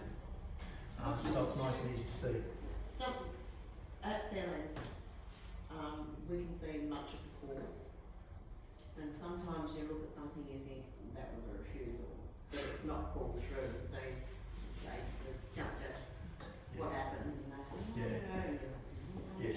So it's a jump judge's call, obviously. It is. It is. It's absolute. You've got to trust your fence judgment. You're nearly better off controlling from in a room like you were showing there in Melbourne, where Yeah. you can't see Yeah. and have your own opinion. Yeah, sometimes it is. Sometimes it is. But you have to trust your fence judges. That's what they're there for. If you don't trust them, why are they there? Sometimes So it, if we Because can we make all cameras do think their it's- job, yes. sometimes it's, a few times we've had one of our horses that just don't want to go. So it's not it's not the actual jump related because it's the flags that are wrong or whatever. Yep. But they will spend time there. Yeah. And they sometimes spend so much time there, it's like they're eliminated. So is that jumps judge call or? TV. So if you can't see it, just say the water's behind the trees, you need to trust the fence judge to tell you. So and then comes back to your briefing too, be clear, if you've got any issues, let me know and we'll get the TD down to speak with you. The TD can then go down to the water and probably the horses still doing this in the water. You've got another one behind it doing the same thing. It's fun, isn't it? It's like pony rides in the water. You've got to trust your TD, you can go down and sort that issue out. You can't make a decision, a technical decision over the radio. That's the TD's role. Let them do it. So if there's any issues at the fence, get the TD down there straight away. And that's why I say it's always good that you give the briefing, or the controller gives the briefing and makes them feel comfortable. Make the fence judge feel comfortable to ask for help. It's super important because then they'll talk to you about the water. Dave, got a problem down the water, got a rider here that keeps going backward and forward. What do I do? You just get Donna to go down there. So do you, that I guess is then the advantage that every jump has a clock of some sort, because if, Are you talking about them going over time? Yeah. So that would still be, that can be decided at the end of the day, you Yeah. don't need to decide that for everything at that time. So, You don't need to make a like, decision you about that. just need to make sure the course is safe and lighting and stuff like that. But if they're there for 10 minutes, then obviously they're not hit over time. And so then you just say, hey, John, And that's the deal for the TD to work out. So don't play God in your own right. Let Donna play God. So you're at a one-day event. Yep. How many boards have you got set out that you're riding on? One. Just the one? Yep. At a given Literally time? just the one. Even at Adelaide, only have one. So I've got my map and I've got my comms log. That's it. So my control sheet, I'll actually have probably underneath the comms log, unless the scribe's got that. And I just tuck that under because I only use it at the start and finish of the event. Because we usually have ours sitting in a vehicle. I was thinking if you've got more than one, you sort of need a table where you can be looking through it. No, I literally have my green folder. I've just got a green folder. This is it. I have the comms log sitting in there. I have the map on this side. That's it. Yep. That's all I need. And a scrap of paper. Because you've done all those other boards previous. Yep, you've done it all before. So, rider number, fence number, 4 spaces, 2 time columns, the details of who did what and when. You can make as much mess on that form as you like. It doesn't matter what it looks like. It just matters that it contains information that you need. There's one. Probably can't read anything there. But all of those folders have comms logs in them. But you can see it doesn't matter what it looks like. But here's one here. So we had a fall, rider fall there. And these 2 riders were held at fence 10. So they actually made it past. So the rider fell at fence 10. We couldn't stop that with the next 2 riders in time. Now, for whatever reason, we don't know. But they were held at the actual scene of the incident. What else is there? I don't know which event this is. Geelong. Oh, yeah. I knew that. Not pointing at the obvious. Just go where I like. Yes, thank God for that. But see, there's a note up there saying, drop long dressage whip at the start, dealt with by Roger. So all those sorts of things, you just write it all down. It takes 2 seconds, but if someone goes back and has a look at it, the TDs might go, God, who was that rider that I went and spoke to? Or something like that. It's just a good backup. And what I will do at the end of each class, oh, here you go, maybe confusion at 350 350 was mistaken for 360 at fence, whatever it was. So all that sort of stuff you write down so that if there was any ambiguity and there's a protest or something, we can go back to that and say, oh yeah, there was, you know, here it is here. So you're right, sorry, take it back. We'll swap you. You weren't eliminated. As has If you've happened. pulled somebody from the course because you've made a mistake or, you know, somebody's called in the wrong rider numbers Okay. and they're close to the finish line, do you let them Never. finish and deal with it afterwards? Never stop a rider or pull a rider from course unless it is a clear violation. So if they've absolutely had 3 stops at a fence, that's obvious.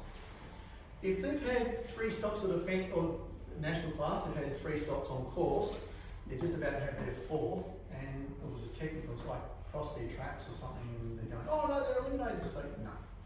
Just let them finish, and then you can get the TD down to have a chat at the fence. So if it's a technical refusal, we call them, always let the TD deal with it at the end of the event, because if you pull a rider from course, you can't address that. Yeah. So be super careful, super careful. And if you're concerned, just let them finish. Deal with it later. Yeah. As long as it's not, they're not riding like an absolute maniac, it's not dangerous, that's important to be aware of. And again, the dangerous riding is up to the TD.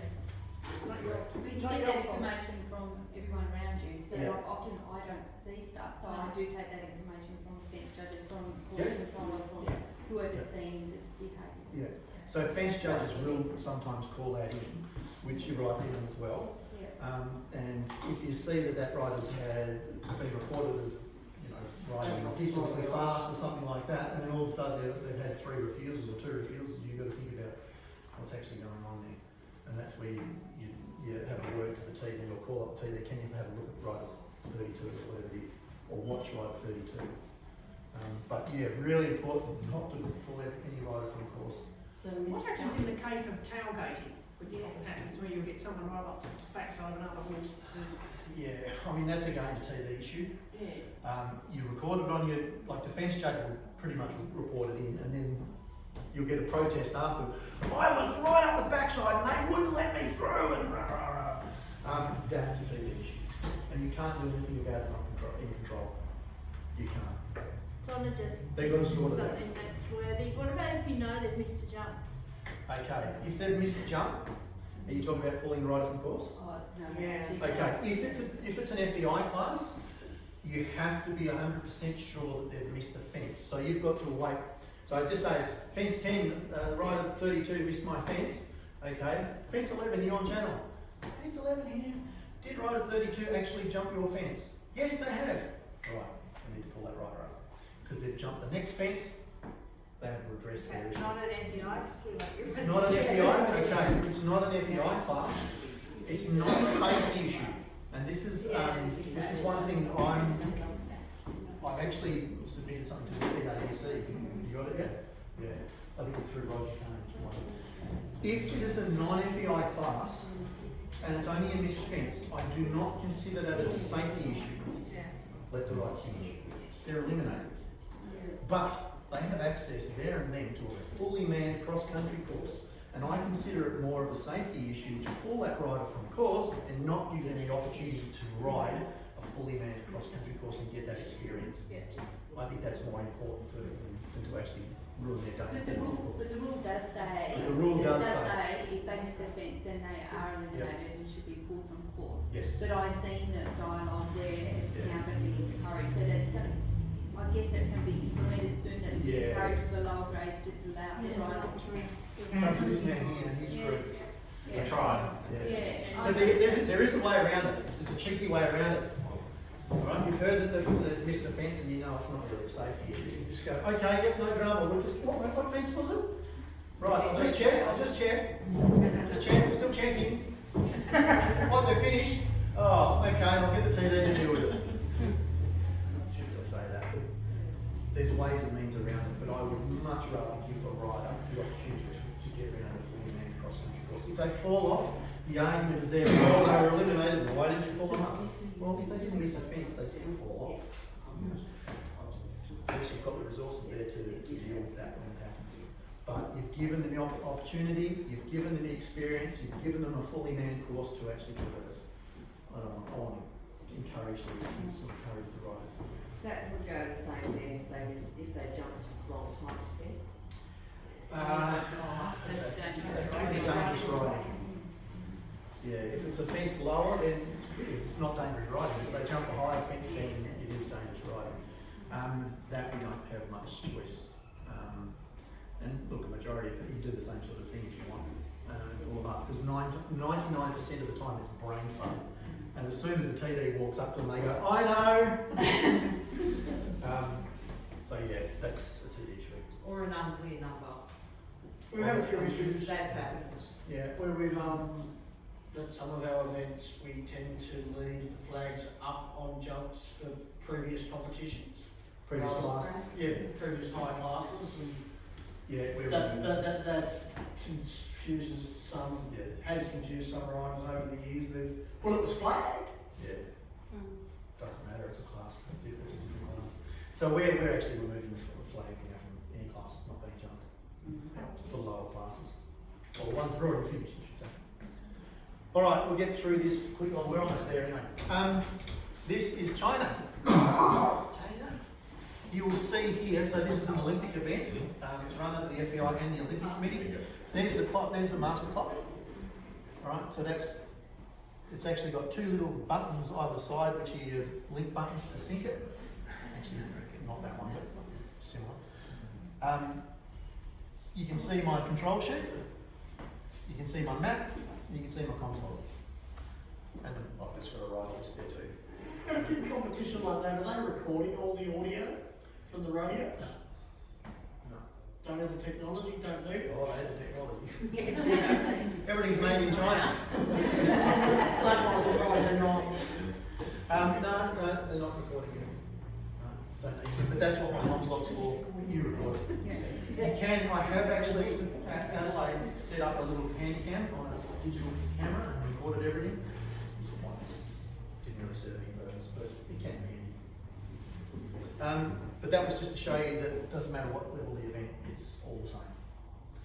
This one is China 2. This is the timing, so this is the timing people at the back there. And they've got a bloody big map there, all in Chinese, that couldn't even read. And it was 400 degrees and 99% humidity. It was horrible. This is Wallinga. Helen Christie, who knows Helen? Anyone know Helen Christie from, yeah, she's wonderful. From New Zealand, that's me and my partner. And we're, again, you can see, I think that's the control sheet somewhere there, comms log. And there's me eating a sandwich, but there's the map. So it doesn't really matter what level of heat, it's all the same. That is Adelaide, and there's a better picture of the 1R and the blocks. And it's a pain in the ass control. We used to have about 25 people in there. It was a nightmare. It's like an old war room situation. Yeah, it really is. It really is. And I just pace up and down the back here because my fence net people, if they have a problem, they just put up their hand and we come over to them. But these two commentators, they just the whole time.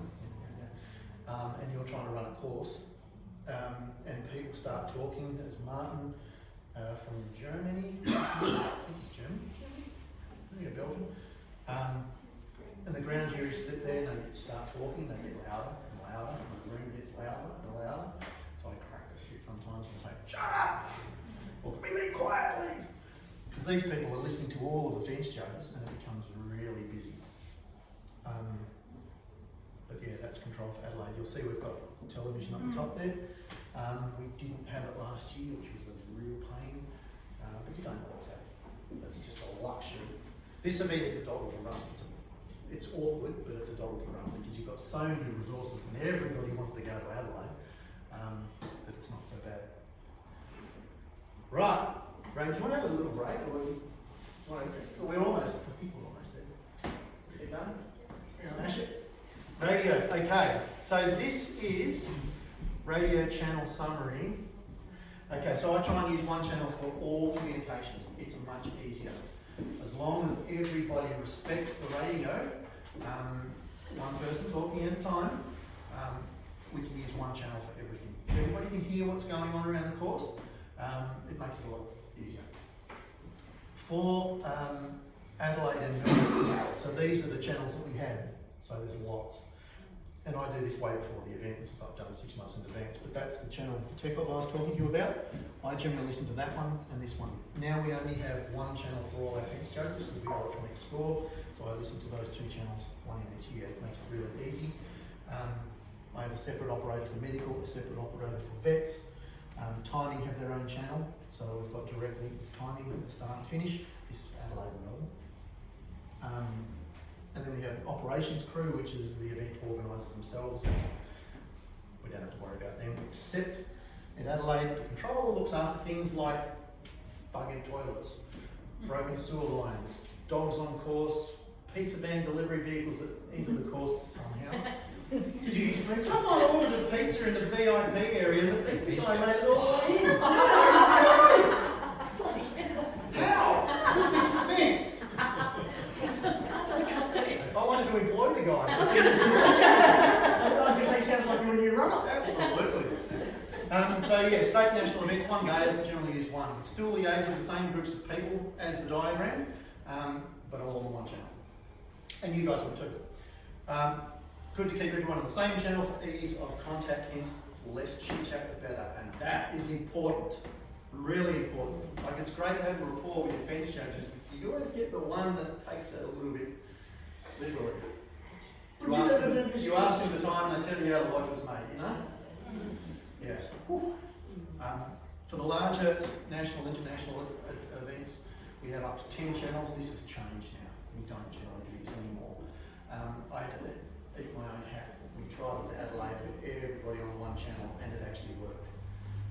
Because we had the fence judge apps, we used that, it actually worked quite well. People respected the radio. I think I made it quite clear that if they didn't, what did I do? Nothing. Controllers listen. Okay, the biggest issue for any course is communication. For any controller, it is the biggest bugbear ever. Sitting on buttons, yeah? I love doing this one in my briefing. I say, right, this is the radio. Now to use it, press the button. Wait a second before you send your message. People don't always do it, especially when the rider falls off. They press the button at the same time they say, right, and you miss the start of the message. Right, so you've got to say, press the button, wait a second, send your message through. They still don't get it. But anyway, sitting on buttons. I also tell our fence judges in the briefing not to put the radio on the belt. Because as soon as they sit down, they pump the radio on, and we hear all sorts of things. Like juicy things. Okay, they also they don't take the radio when moving around the fence and checking on the fallen rider. That's a big one too. So they'll dump the radio and rush over to the rider. And these are all things you have to expect sometimes. It just happens, right? They're volunteers. They're not as good as you or I. We're not all perfect like me. It happens. Accept that it will happen. Not listening to the radio. They're talking to neighbours. Right? You want to stop the next rider and they're having a chit chat about what happened last weekend. You've got to deal with that. Too much information. Ask them time, I'll tell you how the watch was made. You just want short, sharp, concise messages. Taking too long to deliver the message. Same sort of thing. Irrelevant messages. Oh boy, we get some of them too. Officials.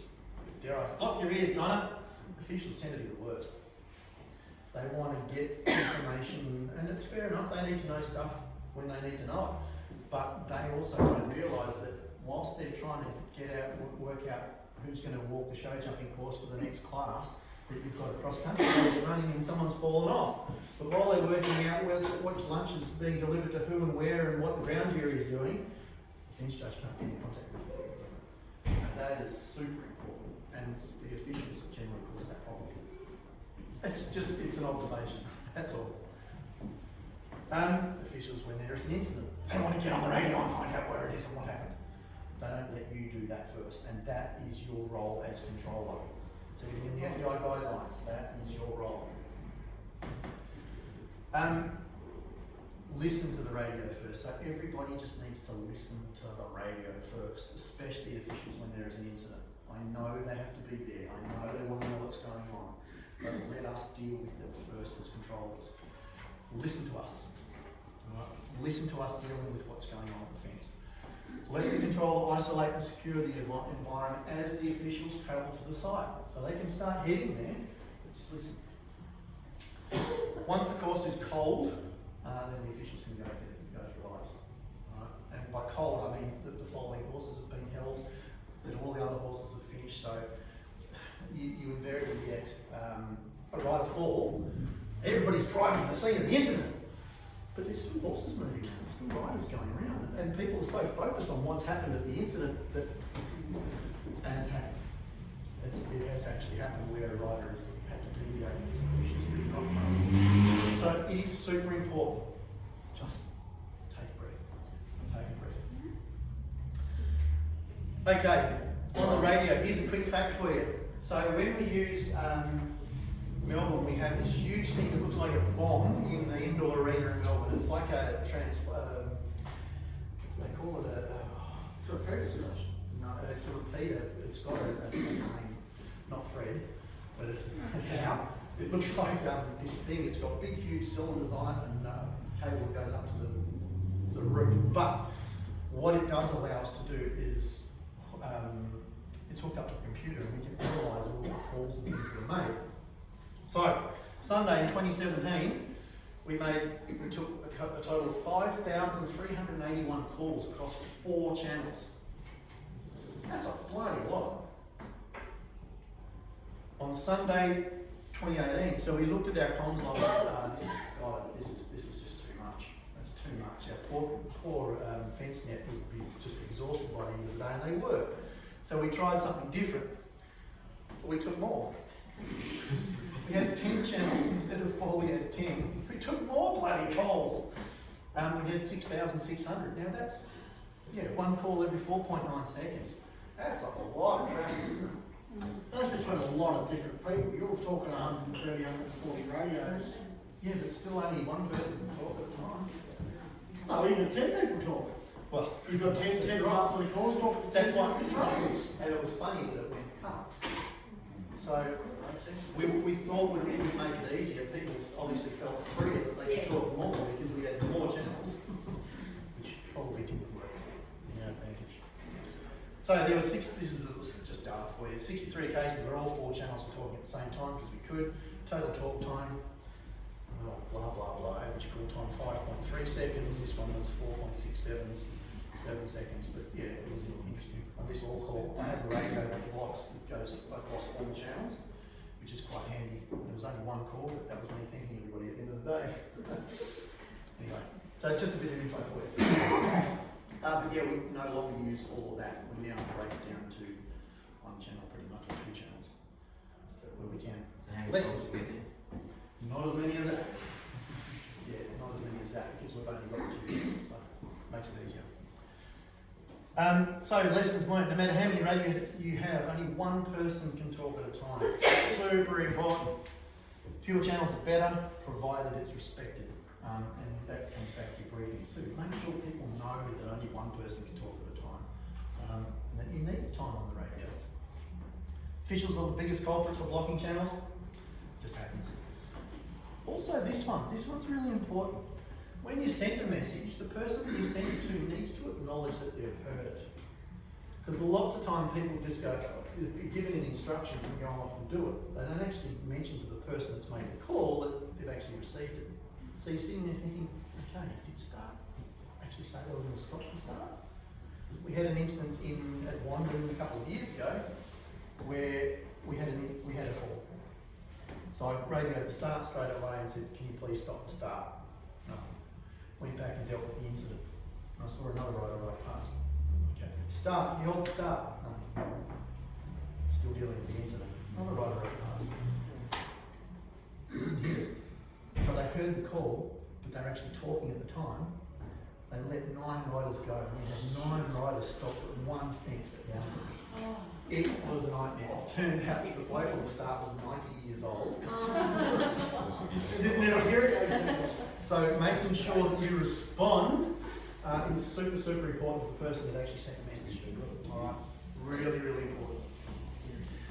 If what you have to say is not important to the running of the competition, keep it off the channel. Goes for TDs as well, officials. If it's something that you can pick up the phone and call your colleague, do it that way.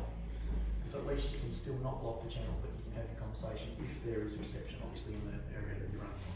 But that's really important. Oh, that didn't work very well, did it? Okay, this is we're on to incident handling here. So, as Just a one control- thing on radios. As a course controller, would you ever take on this job without wearing an earpiece? Would you just walk around with an open? Absolutely. 90% of the ones events I do don't have an earpiece.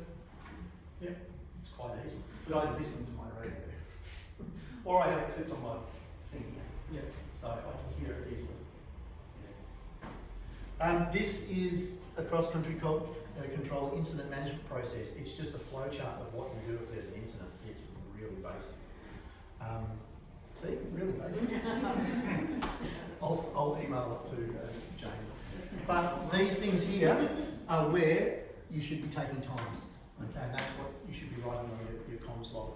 Effectively, it's a form, yes, no, is the rider okay, yes, no, this is what you need to do. Basic. Super basic, but I'll email that out. Okay, there's a couple of things with incidents. One, there's intervention and non-intervention. What do those two things mean? The status means the course is clear, and that comes back to your fence judge briefing too. So you can see fence judge briefings are super important. You need to make sure that the fence judges have the right information so they can give you the right information. When I talk about falls, we talk about course clear or course blocked. Don't say not clear or not blocked, because remember we talked about the radio and pressing the button? You generally miss the not, and all sorts of things can happen if you get the wrong information. So using the terminology course clear or course blocked is really important. So non-intervention, this is a refusal, run out, minor fence damage, checking on the fence each time the horse is struck, mims, clips and all that sort of stuff, okay?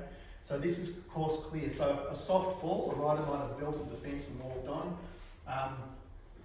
The fence is dropped, the rider's clear, but we've still got to fix that fence. So in that instance, the course would actually be blocked, right? Because it's buggered.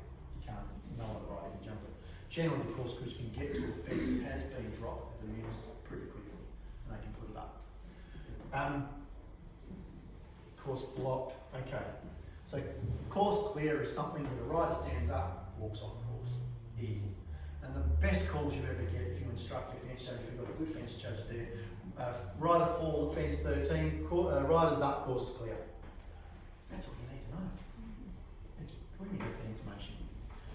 The other one is when they do fall off and the course is blocked. So fall requiring the medics or the vets. And this is incident handling. And I have a procedure on how I generally handle an incident like that. Essentially, we stop the start.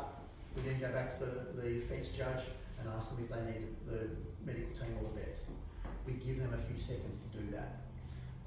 They need to do it quickly, and I've got something that explains it a bit further on too. A damaged fence requiring repair, a loose dog or an animal on course, that might cause a course block situation as well, because if we've got an animal on course that's going to run the path of an oncoming horse or rider, that could be an issue. You've got to make up your mind as to whether you feel that's a significant issue or not. And that only comes with experience. You can't get it right all the time, okay? Be aware. Is there a when in doubt, stop the course?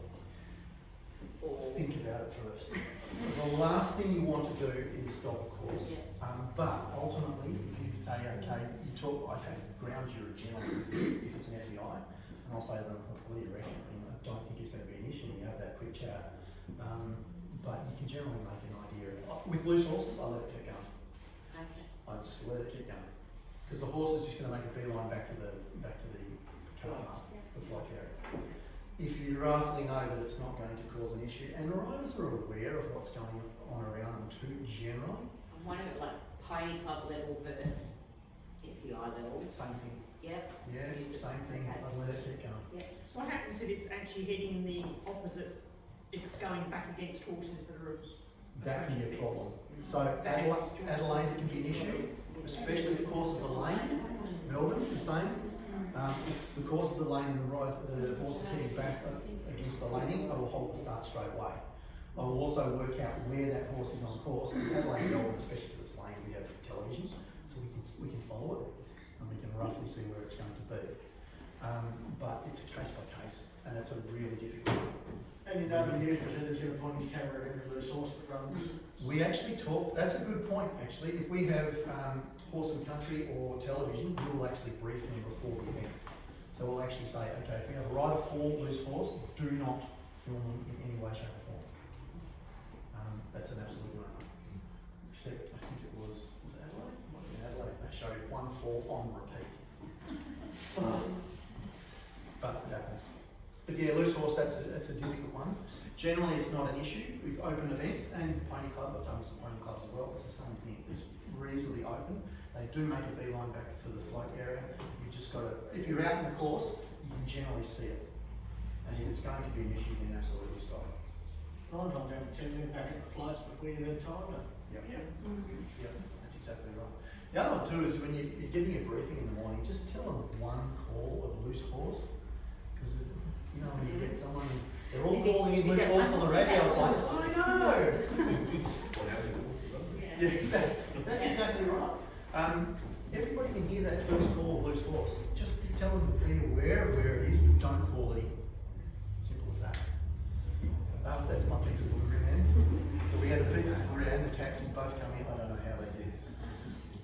This is my procedure on handling falls. You probably can't see it.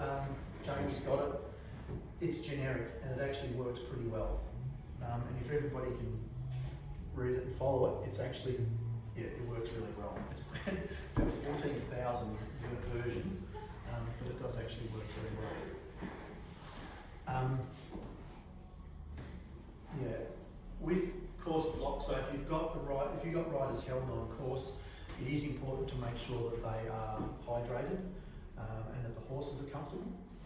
In any case, when I stop riders on course, I will always bring them around to the stopping. Remember our map with all the stopping fences? I will bring them around to the stopping fence closest to the incident, always. What that does, and it depends on where of course that actually is, but it generally allows us time to either clear the course, so it gives time for the fence judge at the incident site to go, oh no, it's all right, we're clear, you can keep going.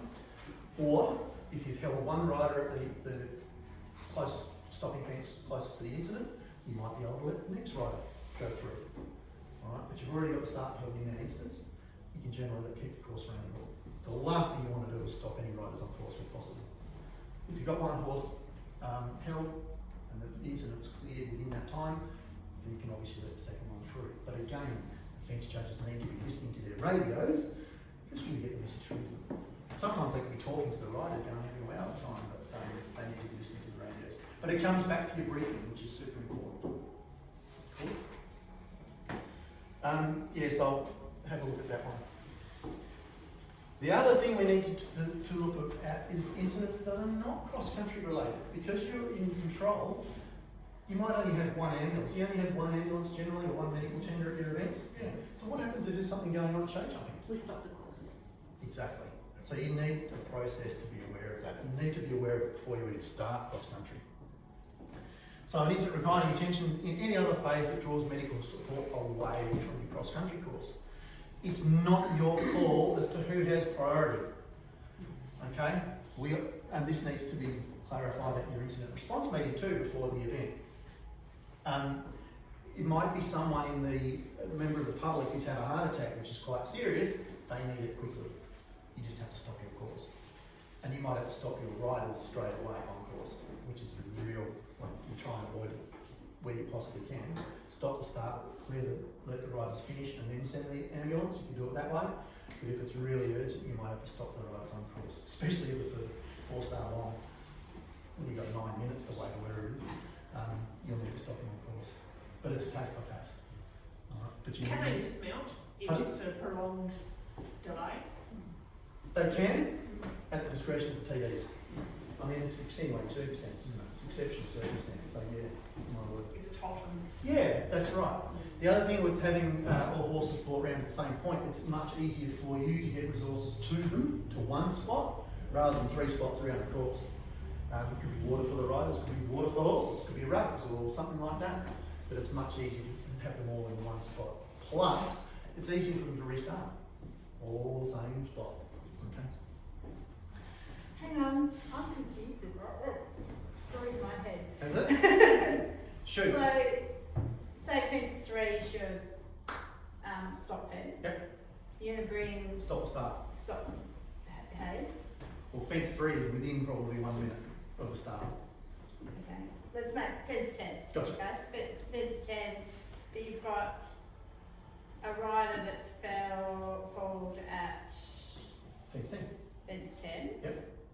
Okay, so riders fallen at fence 10. Okay, fence 9 Oh, it's or 8 alright, is your don't worry, stopping I'm fence? just having a really senior moment, so Alright. don't worry to that. Yeah.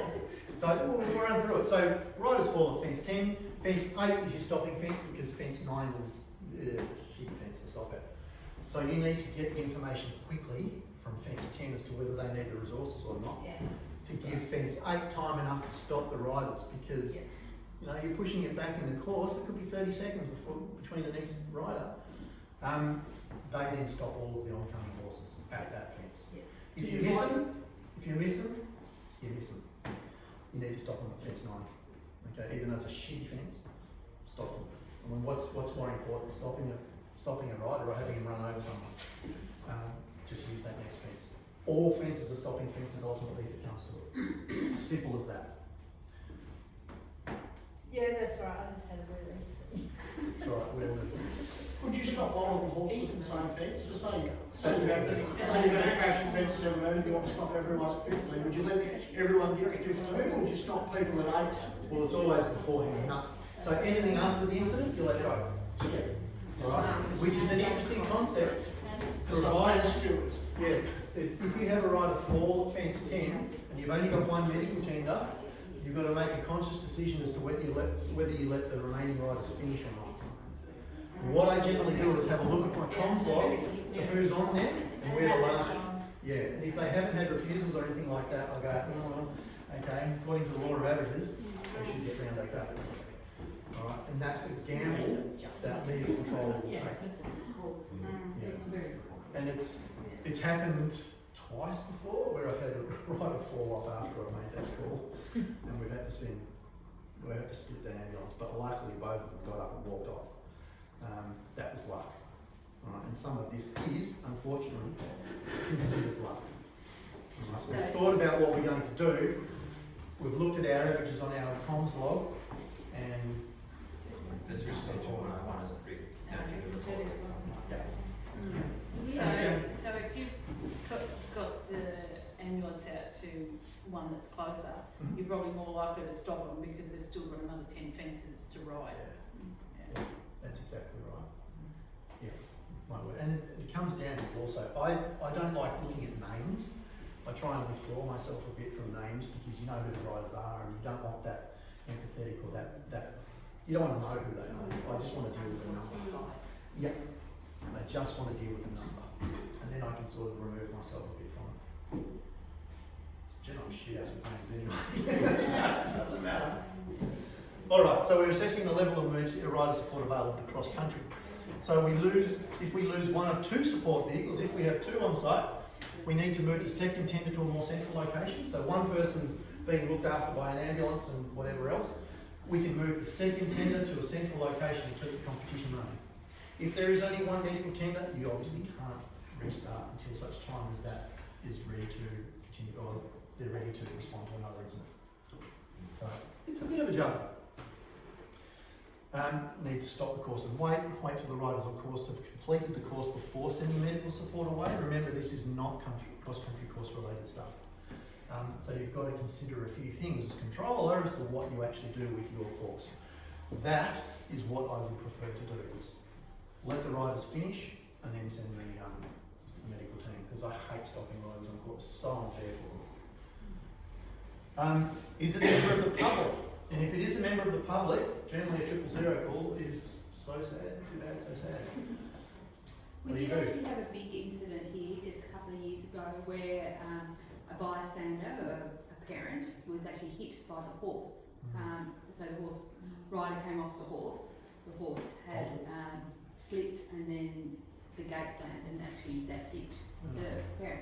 So the ambulance was sent, of course, quite reasonably to the rider, but the rider got up and eventually walked away, but it was actually this person that was unconscious on the ground after being hit by the horse, and again, that needed priority of care at that time.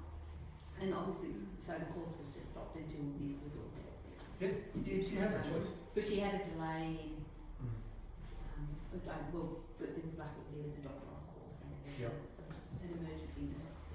And it absolutely happens. Wandon had one this year, unfortunately loose horse, and the loose horse hit an old fella, old guy. Is there a duty of care to the random spectators that have shown up to your event? Were you just saying leave them to be half? If it is a serious one, No, it comes so back. you would have, you do the reasonable thing. Yeah. You wouldn't let someone die. If you wouldn't, like I say, if it's a habit, it's not your call as to who has priority. So if it is a serious incident as a member of the public, or it could be someone that was kicked in the stables. It happens more than you realise. Absolutely, it does. That could be bloody serious. Send your hand off. Right, it's a no-brainer. But certainly, if it is something that's relatively minor, the person's conscious and whatever else, and breathing into it, triple zero. Right. It's But you'll generally have medic teams on site, you can actually consult with them too. It's And no they'll different say, to "Ah, a vet, you're is right." it? As in the vet can be on course, but Yeah. there's been an accident back at the stables that they've actually got to go to. Yeah, absolutely. But you can continue to run a cross-country course without a vet? Nope. No, you'll stop. Absolutely Stop not. that No vet, I won't run a course without a vet. We had a horse, what was it? It was actually the Werribee Pony Club event. And they didn't have a vet. We actually had a horse die. No, it broke its leg. Always dead. It says in the rules it's discretionary between the ground committee and the TD, like if a death is unavoidable at the end of the finish line, but it would have to be exceptional circumstances to.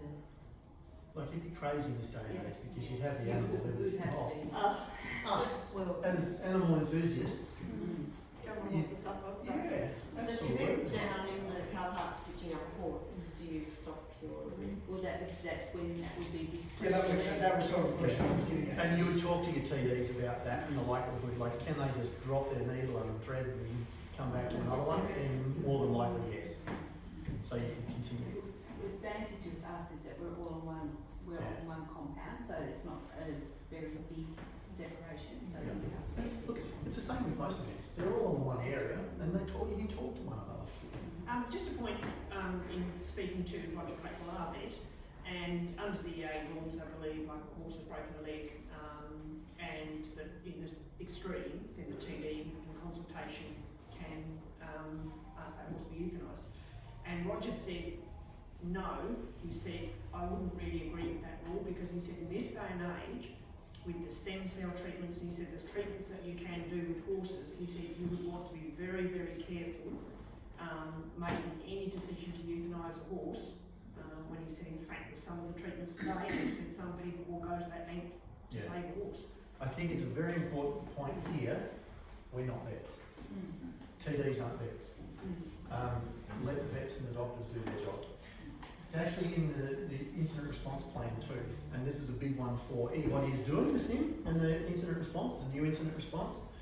The biggest thing is to get the teams there to an incident within 3 minutes, okay? Course crews, why? Because they've got screens. They might be able to fix a fence too, but they can get the screens up. Secondly, get the vets or the doctors to the scene of the incident. Let them do their job. Stay in your lane. Fence judges look after the screens and the fence. Doctors look after the person, the vets look after the animal. Let them do their job. They train for 5 years to do it. We can't tell them what should and shouldn't happen. Let them stay in your lane, let them do their job. And things work really smoothly if that happens. Roger gave me an example at a racetrack where the horse had gone to the running rail, and everybody, of course, was around saying, no, it's broken its shoulder, put it down, and Roger said, I just kept saying, no. He said, we're going to undo the running rail, we're going to get this horse out. No, it's broken its shoulder, whatever. He said, half an hour later, he said, that horse was walking around the loose box. He said, all it had done was had a major nerve pinch. Yep.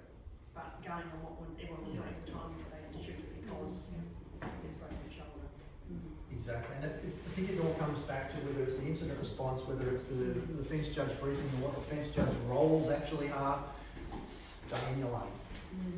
TDs do the TD job. Ground jurors do a ground jury job. Controller does a ground juror's job. The marshal just directs people to the start. The starter just starts. If you have your incident response procedure done and dusted, and we can go through that later too if you like, stay in your lane. The incident response part of an incident runs smoothly, silk. Because everybody just does what they're trained to do. Really simple and really easy. It's when people start crossing over into different roles, that's when you have problems and arguments, and then the incident response play thing just goes into the lose track. There's no control. So stay in your lane, big no. Alright, every event is different. We need to remember that. Not everything is the same. Much of what happens on a cross-country course is fluid. Anything can happen, and circumstances are unique to every venue and event. Yeah? One event is not the same as another.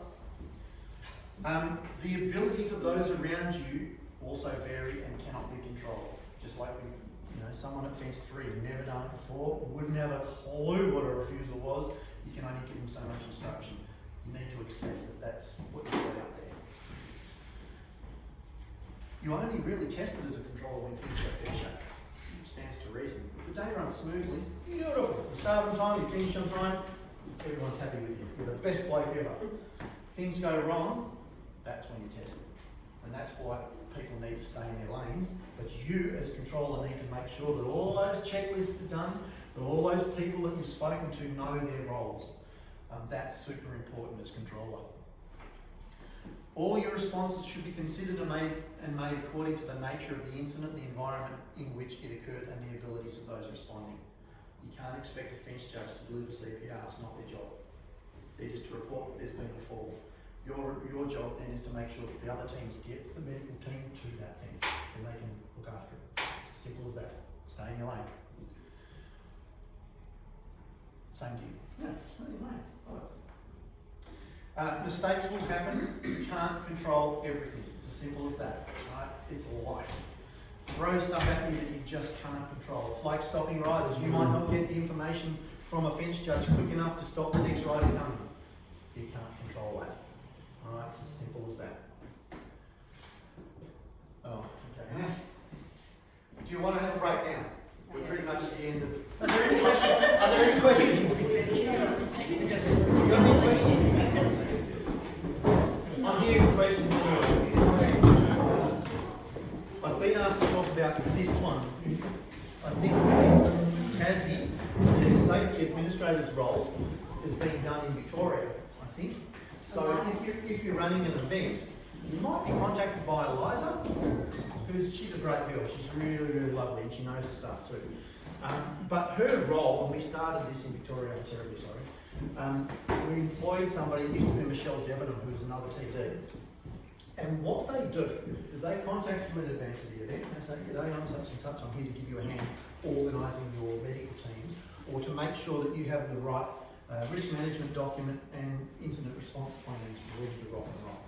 And they can actually supply you with help to do that. So as an organiser of an EA event, if you go, "I don't know what this stuff is," you can ring Eliza and she will take you through it. She will help you complete it. Can I just say, for anyone who's Pony Club and on an organising committee, we'll be sending out some formal communication about that introduction of that role. So just waiting for Erin to put something together. So you will be getting something for your upcoming OEDs. Oh, good. There you go. So there's an introduction. Or you know, no. So all this safety stuff is really, it can be daunting, especially the incident response in the SIM. Have you all heard of the SIM, Serious Incident Plan? I think they bang on too much about the SIM side of things. You need to be aware of the incident response side of things more so. Alright, don't worry. They're so wrapped up in reporting that we forget that there's a person lying on the ground there. That's way more important than dealing with the media. And the FEI material and the SIM only really concentrate on getting photos and witness statements and all that sort of stuff, right? where the incident response side is by far more important than anything else, which is why in the document Jamie can send it or Grada can send it round, that document is much more important that all the people are aware of roles and responsibilities. And as we've been talking about, as long as everybody stays in their lane and does what their role is, or carries out their roles, don't worry about anything else, then the incident handling side of things is much, much easier. And it runs very, very smoothly. Principally, you can't fix a human and you can't fix an animal, but the doctors and vets can. That's their job. That's what they're paid to do there. So as long as we get them to the incident and make sure they've got enough room and enough privacy to carry out their role, awesome. But in terms of the safety administrator's role, Eliza will be there to give you a hand to fill this stuff in because it is new. Okay? And if you don't understand it or you need help with it, please contact Eliza in Victoria. She is brilliant. She's a really, really lovely girl. I can't speak highly enough of her. And I'm always at the end of the phone. Jamie is too, if you need to. So call any of us. We're all in the same game. We're all here to help you. I'm from the government. We're here to help. How much money do you need and where can we spend it? Exactly. Right. Fun time. Okay, this is the Controller Conundrum Challenge. I run this at big events where we've got time enough to do it. Adelaide and Melbourne, we do a fence judge one.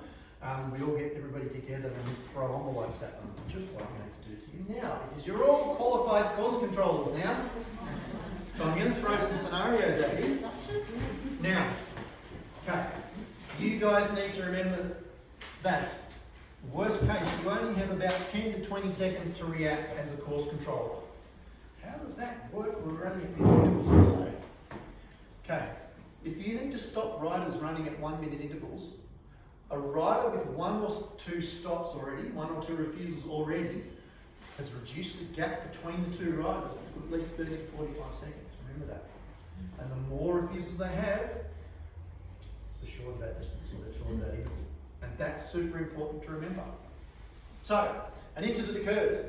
That means at 1 minute intervals, there's roughly 40 seconds before the next rider is at the scene of the accident, right? The fence judge needs time to assess what they need and report it to you, if anything. There's another 15 to 20 seconds gone. Think about how long it takes for a rider to fall, fence judge to report it, walk over to the rider, call out to them, check, see if they're okay, give them a kick, whatever. You lose a lot of time, and it feels like forever.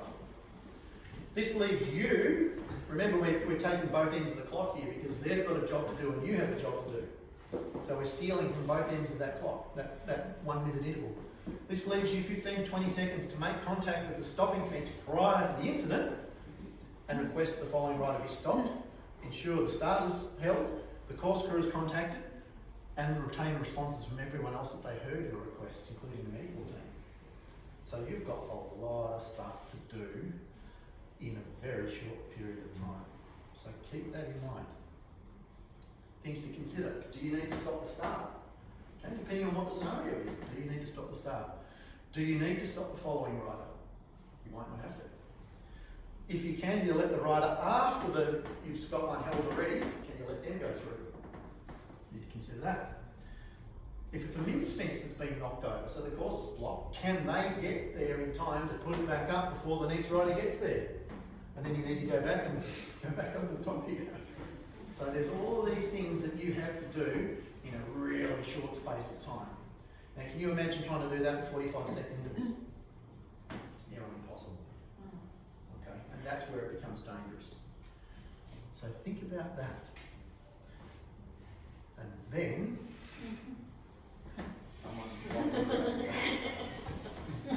yeah?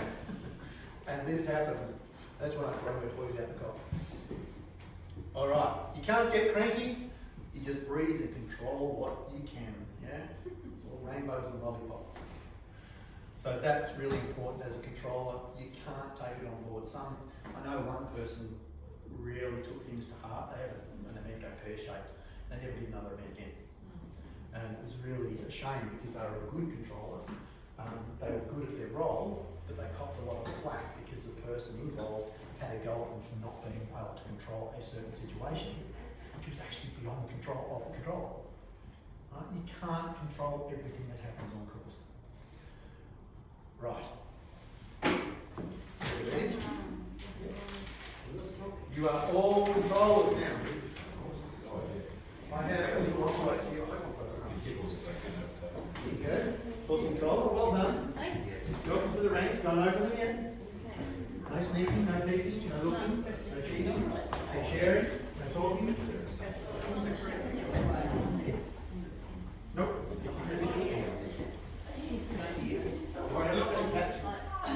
It's not designed to catch the rules.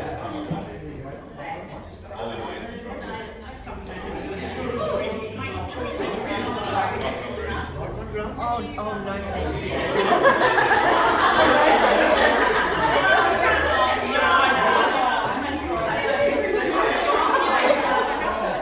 I'm not ever, never driven that ever. Guess what? Oh, One left. okay. Okay, first one, because I know you want to get going. Open it up. So you're a controller on that. You'll have a little card in there that tells you the scenario. Okay. Right, what do you got? Show jumping is called, requires the ambulance. There's no other tender available. Okay, so what do? You have to stop your cross country. Well, you must Ambulance has to. You do. And there's, remember we discussed, there's a couple of things you need to think about. What's left on the cross-country course? How serious is this incident? How urgently do they need that medical team? So you might be able to say, no problem, give me 2 minutes. Let the riders finish. So hold the start, let the riders finish, and then send your medical team. So there's a few scenarios to that one. Yes. Right, so you've got to be So before you can stop, ask the question, Yeah. how serious is it? exactly. Can I have three? Something like that. And you're entitled to ask them. I mean, you need to know what's going on. Right, next. Rider 13 used the whip repeatedly before and after the fence, way more than twice. Ooh. Take that back. So we've got to. Exactly. Exactly. Now the whip one is a little bit. No, I can't go because it's being recorded. Sorry, Roger Kane. We're looking at this at the moment, aren't we? In terms of whip, the rule at the moment says how many? 2. Yeah, 2. What about the little pony club route? Yeah. It says 2 for each. Incident. What's an incident? Yes, exactly. Yes. So it's very ambiguous, and for all the TDs, unfortunately, they've got a rule. They need to stick to that rule, but it doesn't mean that rule is right, and that's what the EAEC is looking at the moment in terms of reviewing it. For FEI classes, I don't think they'll be able to do much because it is an FEI rule, and at that level, they should know better anyway. But for schooling or training purposes, At that level, they're going to hit their horse properly. exactly right. You can only get 2 There's not going to be years. any little one looking on, is That's there? right. So yes, you're 100% right. Refer it to the TD. You ask the fence judge to write down the number recorded on their score sheet. Yep. And then get the TD down to the The wording has been changed, it will come out the 1st of January. What's this? I've got it here. I can't ask. I can't remember. It's actually. Okay, do you want me to read it to you? Yeah. You want me to read it? Yep. Okay, this is the original information we got. So, Question Australia Event Committee recently held a forum in Sydney with state-nominated technical delegates to discuss a range of topics. Given that we are the rule makers and the TDs are at the coalface, it was a valuable day with many areas of our sport being discussed. Isn't that lovely? So we were given data that showed a large percentage of yellow cards in recent years were for horse abuse and overuse of the whip. Any rider receiving 2 yellow cards, no matter what the charge, in a 12-month period then gets a 2-month suspension from the sport. It is a very serious consequence. In discussion, then and since it was felt that riders were not prone to abusing their horses. So we were looking at reasons as to why this figure was so high. It suggested that the number 2 in the FEI rules and adopted in the national rules was a contributing factor. Right? 2 taps for every incident.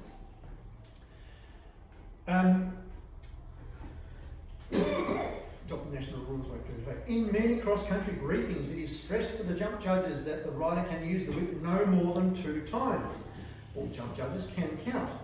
So we are suggesting that the number 2 not be mentioned rather, not be mentioned. Rather, we think it's important to brief the jump judges that if they see a case where the rider is physically abusing the horse, they report it to the TD or through control, who can then question them around what happened and speak to the rider.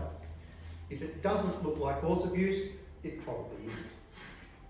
A further tapping a horse that is backing off 15 metres out from the water and then again at the water is not abuse, whereas flogging it a few times in anger would be. Tapping a horse, a further explanation around the whip rule. The use of the whip must be used for a good reason, at an appropriate time in the right place. Reason. The whip must only be used as either an aid to encourage the horse forward or as a reprimand. It must never be used to vent a rider's temper. Time. As an aid when a horse is reluctant to go forward under normal aids of the seat and legs, as a reprimand after the horse has been disobedient, i.e. napping or refusal. Not to be used after elimination, and not to be used after a horse has jumped the last fence. Place. Down the shoulder or behind the rider's leg. It must never be used overhand, e.g. a whip in the right hand being used on the left flank, or never near the horse's head. Yeah? So, national lower levels. There was further discussion around adopting a more educational rather than punitive approach to the lower level riders who may not fully understand venue rules. In Australia, our approach has always been to copy and paste the FEI rules into our lower level rules. So we're expecting the same level of understanding from a rider in EV80 to the new to the sport as we do from a 4-star rider. Fair call, yeah? So the EAEC committee will undertake a review of the national rules because although the argument for consistent rules from a lower level to CCI eventing makes it easier, we need to be fostering participation and educating riders at the lower levels. Some of you whom will go on to represent us on the world stage and some who will be happy to stay at the lower levels forever. Okay? So as to how that wording actually comes out in January, I think we'll see Definitely the twos coming out. Yeah, that's just been on the page. Right. Next. Fence 16 needs fence repair. Ray wrote over and told them that my fence needs repair. Okay. What's actually happened to that fence? Yeah. So, was it a MIMS fence? Did the MIMS collapse? Was it a non-MIMS fence and is it still jumpable? So the first thing I would do is go back to that fence judge and say, is the fence still jumpable? And if it is, great, just get the course crew down there. If it's not, they might say, oh, the fence has collapsed. And then you know straight away it's a MIMS fence because you've got your map in front of you that's marked with the green thing, you know. Right, so you need to make a couple of calls on that one. What if the flag, what if the MIMS flag is just slightly there? I did that in my briefing. So in my briefing and in You let between them go? classes, Do you let them go? oh, Let the horse jump, even though the flag's been compromised. yeah. There's no point in stopping a rider because the flag is Right.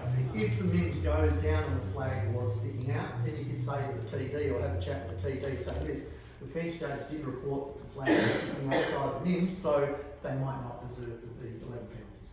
Okay. Yeah. Good point. Fair call?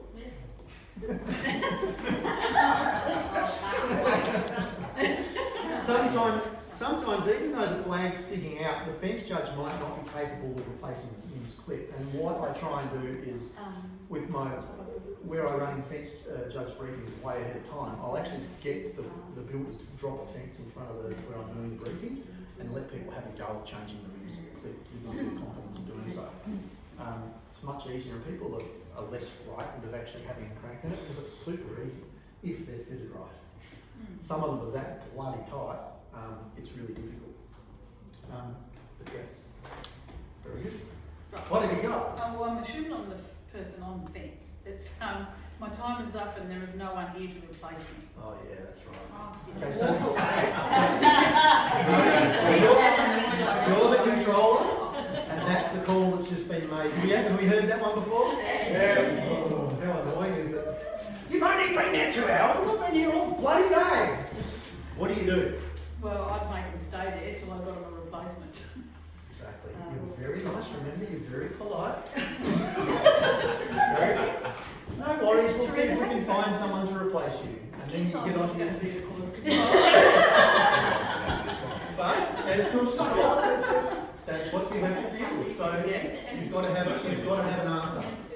So even though that's not, you know, you wouldn't think that's part of your responsibility because all of the fence judges are allocated by your phase coordinator, whoever does it, but you're the one that gets the call. So you need to have the equipment and the tools to be able to deal with that inquiry. It's a tough one. It is, and it's a really frustrating one. I understand. Rider fall at fence 15. Oh no! Shit, trust me, you know. Okay, so the process. Alright, what's the process? Firstly, Assess the situation. yeah, okay. I would hit the clock. Alright, and write down the time. Go back to the fence judge because they will be already getting up out of their chair and walking over to the incident. Fence 13, do you require the medical or the vet? Alright. And you could also ask them, is the course clear or is the course blocked? And leave it at that for a minute. Alright, and you'd be watching that clock to see how long you've got before the next rider coming through. Okay, so you give them a few seconds. They will come back to you pretty quickly. And that information is, and you prompt them again, is the course clear or is the course blocked? That's super important. If they say the course is blocked, then you immediately have to go and start stopping the riders. Alright, and you also stop the start. So you don't want to introduce any more riders on course if you don't have to. What I generally do at the start, remember I said introduce yourself to the starters? At that point I will actually request that if the starter hears that there has been a fall, skip a minute. Alright, just allow you to sort of deal with it because 9 times out of 10 you will forget as a controller to actually go back to the start and stop them. Okay, you want to make sure that you stop the riders beforehand, or the following riders, but you don't want to introduce any more. So I will actually tell the start, if you hear that there has been a fall on course, just skip a minute, right, and let us deal with that. And 9 times out of 10, they will also come back to you afterwards because you've forgotten to say, oh, you can start again. And they go, you right to start? Oh, shit. Yeah, go with your life. And fence 15, there's going to be a fair few horses on course that far in. Yeah. Yep, absolutely, that's right. So then you need to make an assessment also if there's any horses after that, do I need to stop them? Now, when you're writing down all of the riders that are starting too, as soon as you hear the rider number that you've got, circle it, and then you know how many riders you've got after that rider on the course. And that's a good sign. You don't need to know where they are, you just need to know how many there are. Because you immediately need to go back, if necessary, to the stopping fence prior, get them to stop all oncoming horses, or oncoming riders, and you need to know how many they will actually have there. Right? That's important.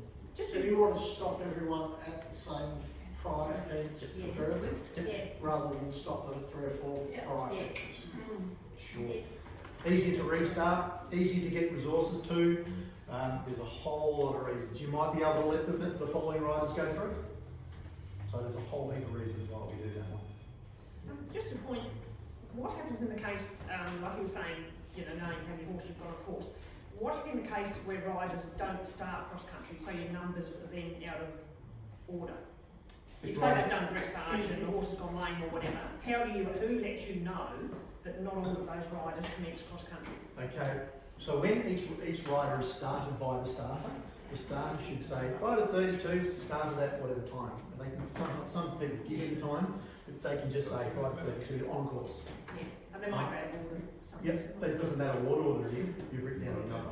Yep. So you know roughly which numbers are on course. And it's a nice easy way of doing it. So you don't have to know where they are, you just need to know how many there are.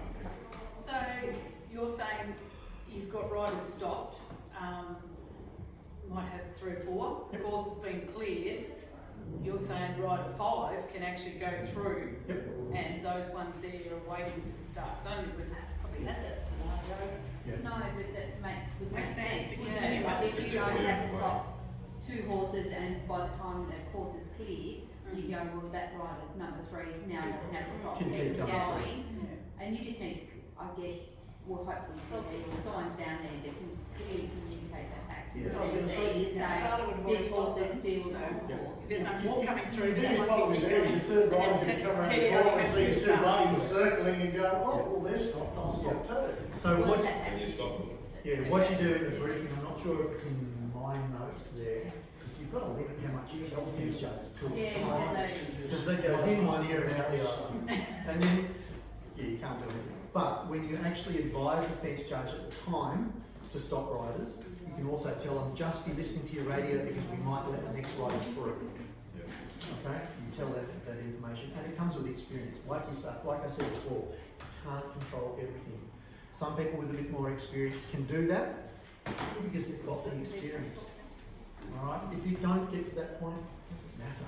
Stop them and restart them. But you try and avoid that where possible. See, in that scenario, then, do you get like to start to stop for a couple of minutes while the TV can go down and restart? Absolutely. And continue. Yeah, and remember, everything must go through you. The TD can't just go out there and restart horses willy-nilly, and it's happened before and I really cracked it. There was an event in New South Wales, we had a very high-level TD actually, who went out there, we had a rider stopped. He went up there and just restarted a rider of his own volition. We had actually, Stuart Tinney was the next rider and missed the first rider he started by, I reckon, 5 seconds. And I watched it happen. And I called it out and called it out, and the TD kept going. It's like you've got to run through the proper channels and make sure that the controller is in control. Stay in your lane, okay? Stay in your lane. It's really super important. Right, happy about that one? No questions? No one's game to ask a question. What have we got now? 2-star has missed fence 17 and 21. So a 2-star rider has missed. Fence 17 Right. of So 21 fences. right. So what do you do? There's a couple of pieces of information. It's a 2-star rider. Yeah. High level, so we're FBI. We're also late in the course. Well, Have they had refusals if they have another the run? rule, you must pull them up. Yeah. They're an FBI rider, so they've got to be pulled up. And hopefully you can get in there and do it quickly. All right. There's another question. There's another question. on that. There's another question. Oh no, not yours. All right. Where have you got the other one? Have you? I've got the other I one. have you. Go on. That's had the 4-star rider missing fence 7. A 4-star. 4-star, so of course they would need to be. I've stuffed it up. I'll Yeah, cut that, exactly. I'll cut that bit out, it's alright. Okay, same deal. So it's missed. Fence 7, so you'd be looking to pull them up, Yeah, like fence definitely. 9. Yeah, you just pull them up as soon as you can. The other question was supposed to be, I think it was a 90, Like a 95. 95 or a Mine was a 1-star. 95. Oh, it was I'll 95. let them ride and finish as long as, Yeah, so a 95 rider you get finished. Sorry, I Sorry, said that. 95, also it was a 95 rider at fence 17 and there were 21 fences, I'd let them ride. Yeah, that's because you couldn't hear anybody asking you to pull the rider up. They let- But your FBI, you 2-star, 3-star rider or whatever. The other one is, and you must check with the next fence, Yes. they are not going, that they're jumping. That they jumped in the free Because they have up until that next fence to go, oh shit, I've missed the fence, I'm going to go back and fix it. So I just have a scenario then. Yep. So they've missed the fence, Yep, what level? not at 95, the one you're going to let go. Yep. They're eliminated. Yep. So you've let them go, then they go on to have an accident. You always run the gauntlet. But they did miss a fence, they went on, they had an accident. So we contributed back to So what's more, we were talking about this earlier, I would much rather let that kid have the opportunity of traversing a fully manned course with an ambulance there and get the experience. Right, that's giving them the confidence and the ability to actually ride another cross-country course, where they might not have access to a cross-country course in their everyday training, Just a especially if we have one. Just a question, if the parents then come to you and go, well, they missed a fence, but you let them go, and we're going to sue you because you should have taught them off course. I would be happy to run that one. Yeah, you won't be sued. I would absolutely be happy to run that one. As- From a risk management point of view, you've got a fully manned course. They could have fallen off at any fence prior to or after, even if they didn't miss it. They could have fallen off and it wasn't a safety issue. But if they've had 2 refusals, Yes. That's an If yes, so that's where the course controller is vital. So Yeah. depending depends on the history of the ride. So they've had 2 refusals beforehand, and you know, you see someone's hanging off the side, and I've had a report that we're worried about how unsteady this rider is in their seat, or they're concerned, then I would pull that rider off. And that is why you keep your comms locked. In terms of the sort of thing, once you've gone through that whole process, and if on the comms log there was no report on that rider whatsoever, and the rider just had brain fade, it's not a safety issue. The fence might not have even been there. So I'd let the competitor run. Unless they have the hypoglycemic episode and they fall off after the line. Oh, because that God. falls out. Like I said, you can't control it. Sorry, I have two questions. Just a quick one. How far can the rider go past the fence? You were saying they can go back and correct it, providing they obviously haven't jumped the next fence between how close they are. How far can they go from the fence and then suddenly think, oh, crap, but then another rider may be coming in? That's just the nature of the game. They could just catch another rider. So in theory, So they they could take actually it on miss 2 or 3 jumps. No, they can't. They can't. Because they've jumped the next one, as soon as they jump Oh, the next one, they become they've missed automatic. it, they've missed it. If they've ridden past 10, 11 and 12 and then wake up and go back to 10, No. It's happened before, whoops. Yeah, Where a rider They've was missed driven the straight loop. past and missed the whole loop. like they know they've missed 10, they've gone, there's 11, there's 12, oh fuck, 10 must be back in behind us. They don't, it's not a safety issue. No. It's brain fade. So they can ride right to the finish line as long as they don't jump another jump. Yeah. Once they've jumped the next jump, then they're out. Correct. But you get to technically, like how much time is on course. They might exceed their time on course, but it doesn't really matter. As long as they pose no risk or threat to any other rider on course, that's where I might have an issue. And that's why we've got fences. It doesn't happen that way though. It really doesn't. And I think the reality is, as a rider, we're also very conscious of what, like you look at Murray Lambert at Adelaide, I don't know if anyone saw that footage, and Murray's coming in the water. We were there. And you know, Murray's riding through and like this rider just comes charging right It's the through. second year that's happened. Yeah, and like to me, that's at Adelaide, right? That's it, where everything's timed to perfection, and you know, you've got to be, as a rider, you also need to be taking that responsibility as well. And did he handle that well? Oh, he just get up half halt on the edge Yeah, of the water and then he No, rode he it like a true tree. What did he actually do? He did something. No, I said to him after, I said, what do you think? He goes, nah, I just rode straight at him because I knew by the time I got there he'd be gone. Well, I think there was a moment where he thought, what am I going to do? Because we were sitting on the opposite bank and you could see him, he just sat up. It was like this little half halt, and then that was it. Then he just went. He did good. I tell you what, a little bit of wee came out of that one.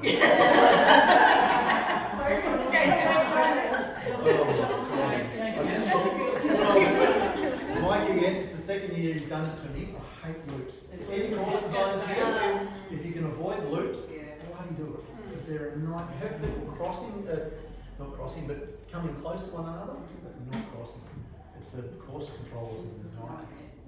Because there are so many variables when it comes to start intervals, refusals, things happen to time and spacing. It just doesn't work. Anyway, let's move on and get more home. Who have we got next? Go on, Grada. What have you got? I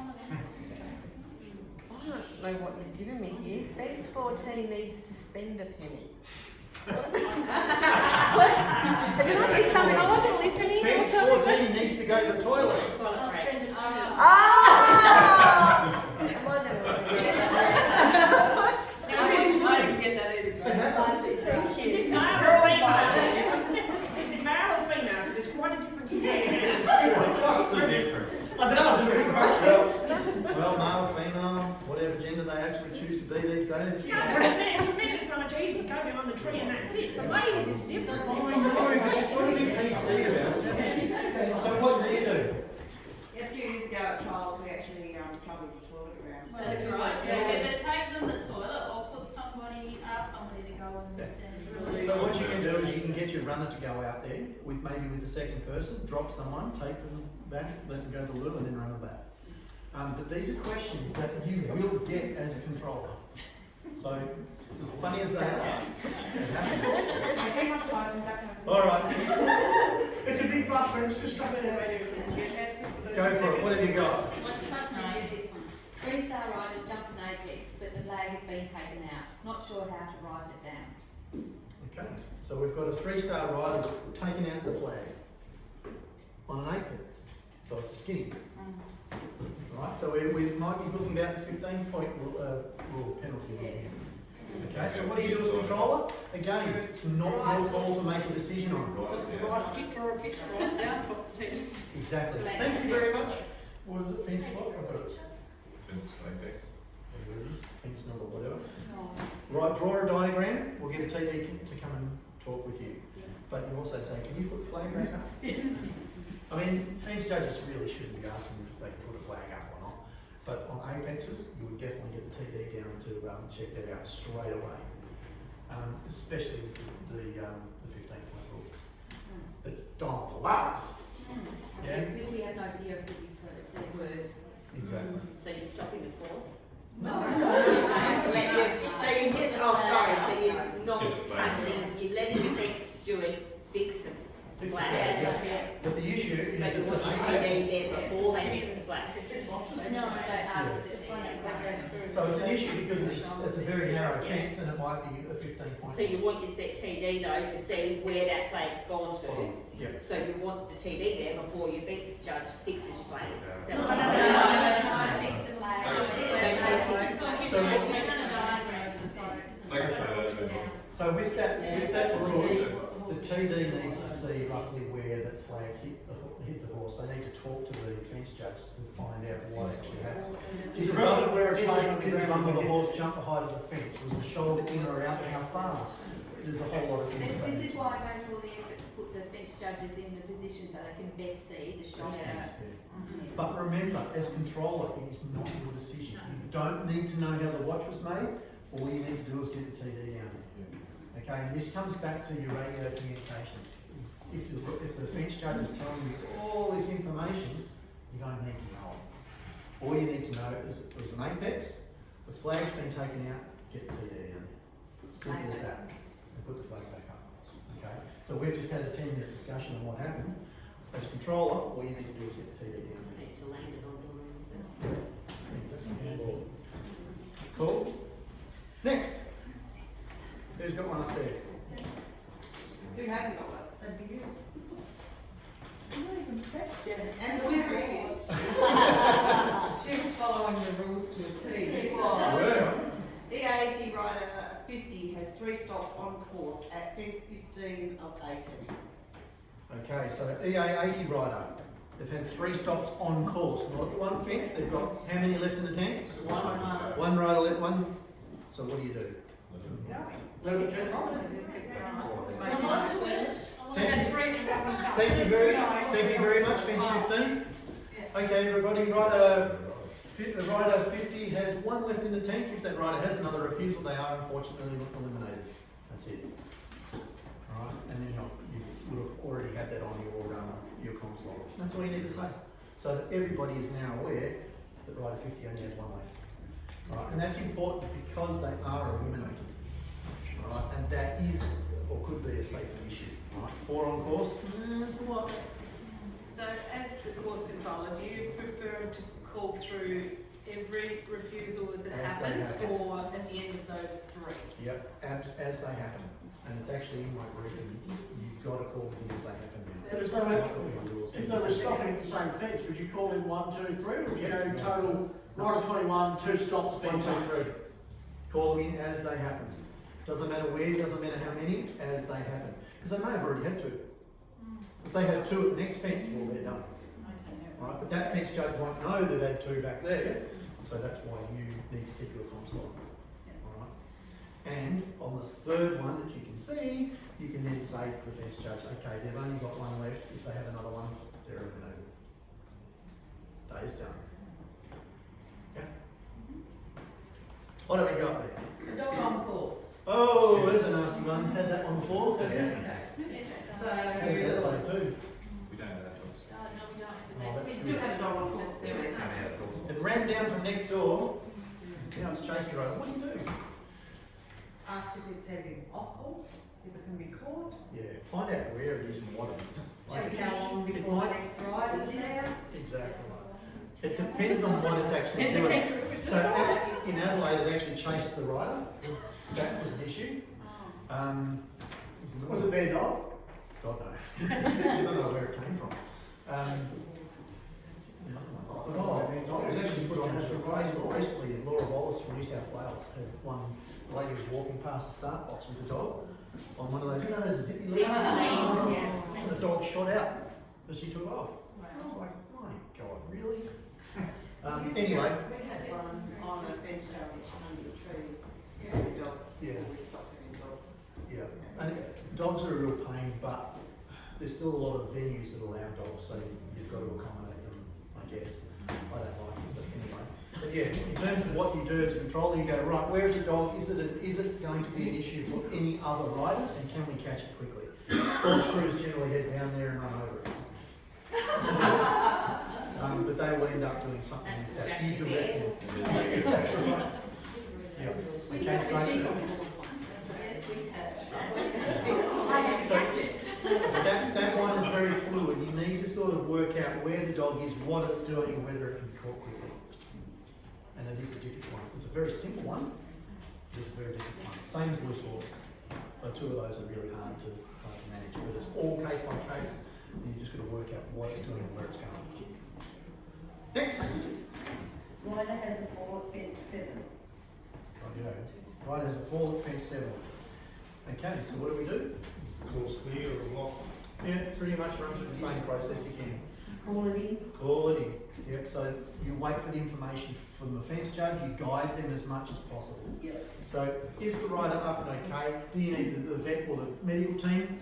And is the course clear or is the course blocked? And if you actually prompt them with that information, they will repeat it back to you, or they'll select the words that you tell them to repeat it back. If you don't prompt them, they can come back with not clear or not blocked. So always prompt them with the words you want to hear. Okay, it's a subconscious thing. If you don't prompt them, they won't tell you. If you do, they'll generally pick the right words for you. The time taken to get that information from the fence judge back to you is absolutely critical. Right? So be kind to your fence judges. Who have we got? Who's the DA 80 rider 78 has missed fence 5. I knew I had it in there somewhere. Alright, so it's pretty easy. You confirm whether they've jumped fence 6, and then you go from there. And I think we've done it with the death, so we'll move on. EA 80 rider 666 has 400 stops on course. Oh, bloody devil child. Yeah. 400 stops on course. Right, is it a safety issue? Yes. Yes. Is she ignoring rule? Is she ignoring the rule to stop? Yes. Pull her up as quickly as possible. Yeah. And And yeah. then send us $1 to get a ticket and go.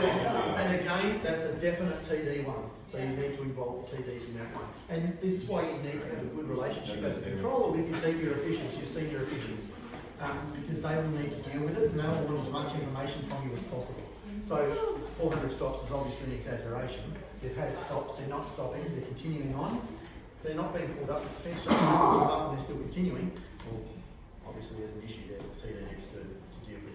It will definitely be a nice flashy yellow card. Alright, what do we got next? Fence 1 flags down. Course control, crash crew, can you go and replace the flag on fence 1? What? Fence steward, can you fix the flag on fence 1? No, the zip ties are broken. There you go. You've covered all of the scenarios in one. But you get that up, you get asked that a lot. Oh, my flag's gone down. Brilliant, get up. Pretty obvious.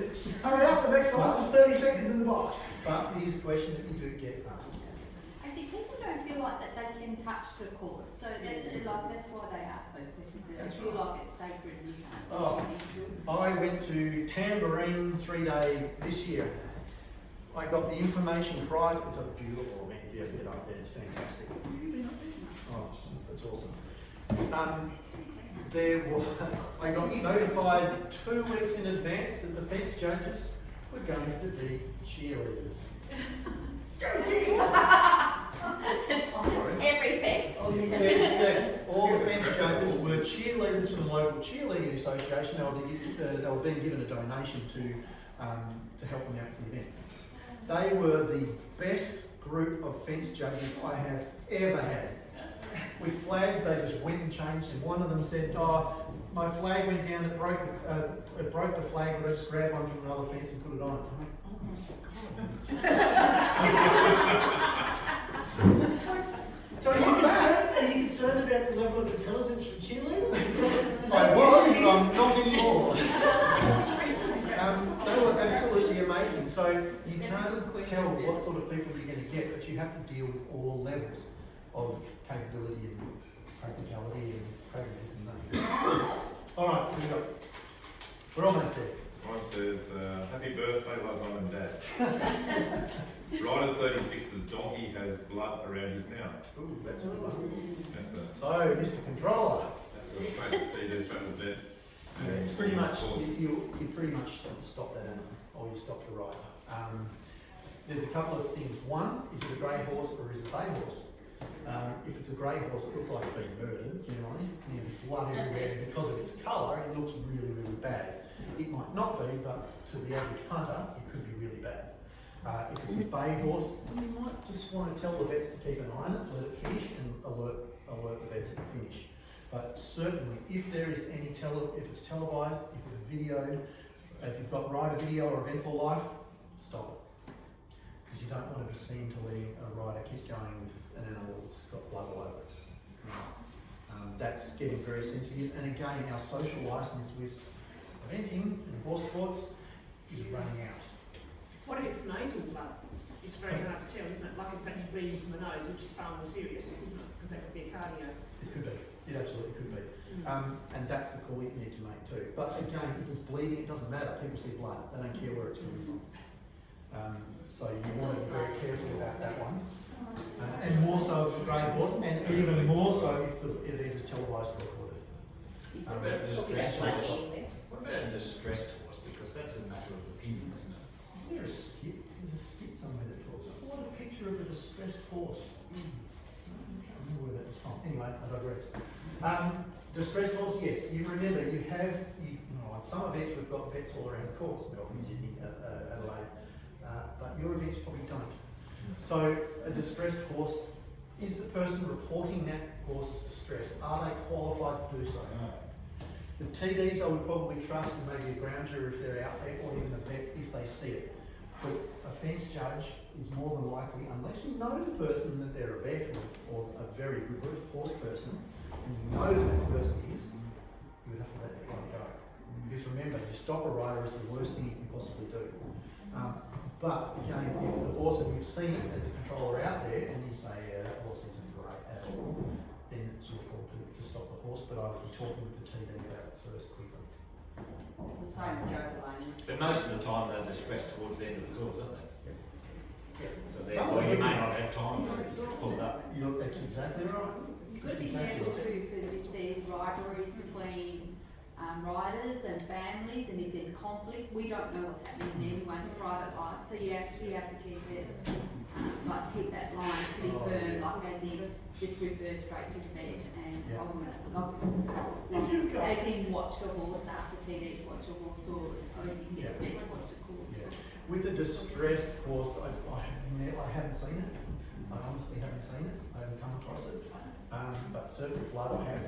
And you just refer it to the vet straight away. You just say, look, it's been a report, this horse is tired, can you keep an eye on it? Simple as that. You were saying like big events, you've got vet stations and different vets out at the course. Can they pull a horse up, take time and check it and then let it continue, or? They can't, we can. So we can direct them to do it, yes, absolutely. What generally happens is the vet will say, in one sector, rider 43's horse is really puffing its guts out, we need to have a look at it. It has happened once, and then we would stop that rider. And then the general go to the next sector and be stopped. Well, it depends on what you can stop. Yeah, it can Yeah, does there's happen. provisions for that, for them to Oh, yeah. keep you on. Oh, absolutely. And remember, every fence judge has a watch, so you can stop them and get a time. And especially with our social licence under such scrutiny, you want to be seen to be doing the right thing. Oh, absolutely. Yeah. Any questions? We see it less now, it's less of an endurance phase as it used to be. Thank God. Yeah, thank God. So we don't see that level of Not as fatigue much, on the horses as much. Yeah, So we that's just right. After COVID, that was an interesting period.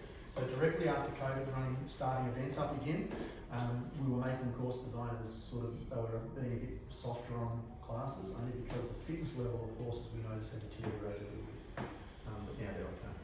But it was interesting. Got one here? Almost there? Fence 13 fitted with beams has collapsed. Oh no! Our fence is gone. Has anyone seen the fence go down? Yeah. Some of them go down and make a hell of a racket. But they're not afraid of. Okay, so the fence has gone down. So the course is now blocked. Okay, it cannot be run. So effectively you need to go to the fence before, or find out from the fence crews where they are and how quickly they can get the course back up again. At minute intervals, you don't have time to really do much. So you've got to go back to the fence before, hold the start, stop on oncoming riders, and deal with that. Maybe the fence judge can put it back together. Some of them can. It's not you, lad. Yep. Cheerleaders are brilliant. All their friends cheering. Strong. Are there any questions about memes? Because they're going to be more and more prevalent now. I reckon it's not too long before we'll see the first fully frangible course in Europe, and I reckon we'll roll on out soon in Australia too. So, anyway. Mine. You can hear Mavis on the radio giving Tabitha a rundown on her latest retirement home dating exploits. They're called blocking the channel.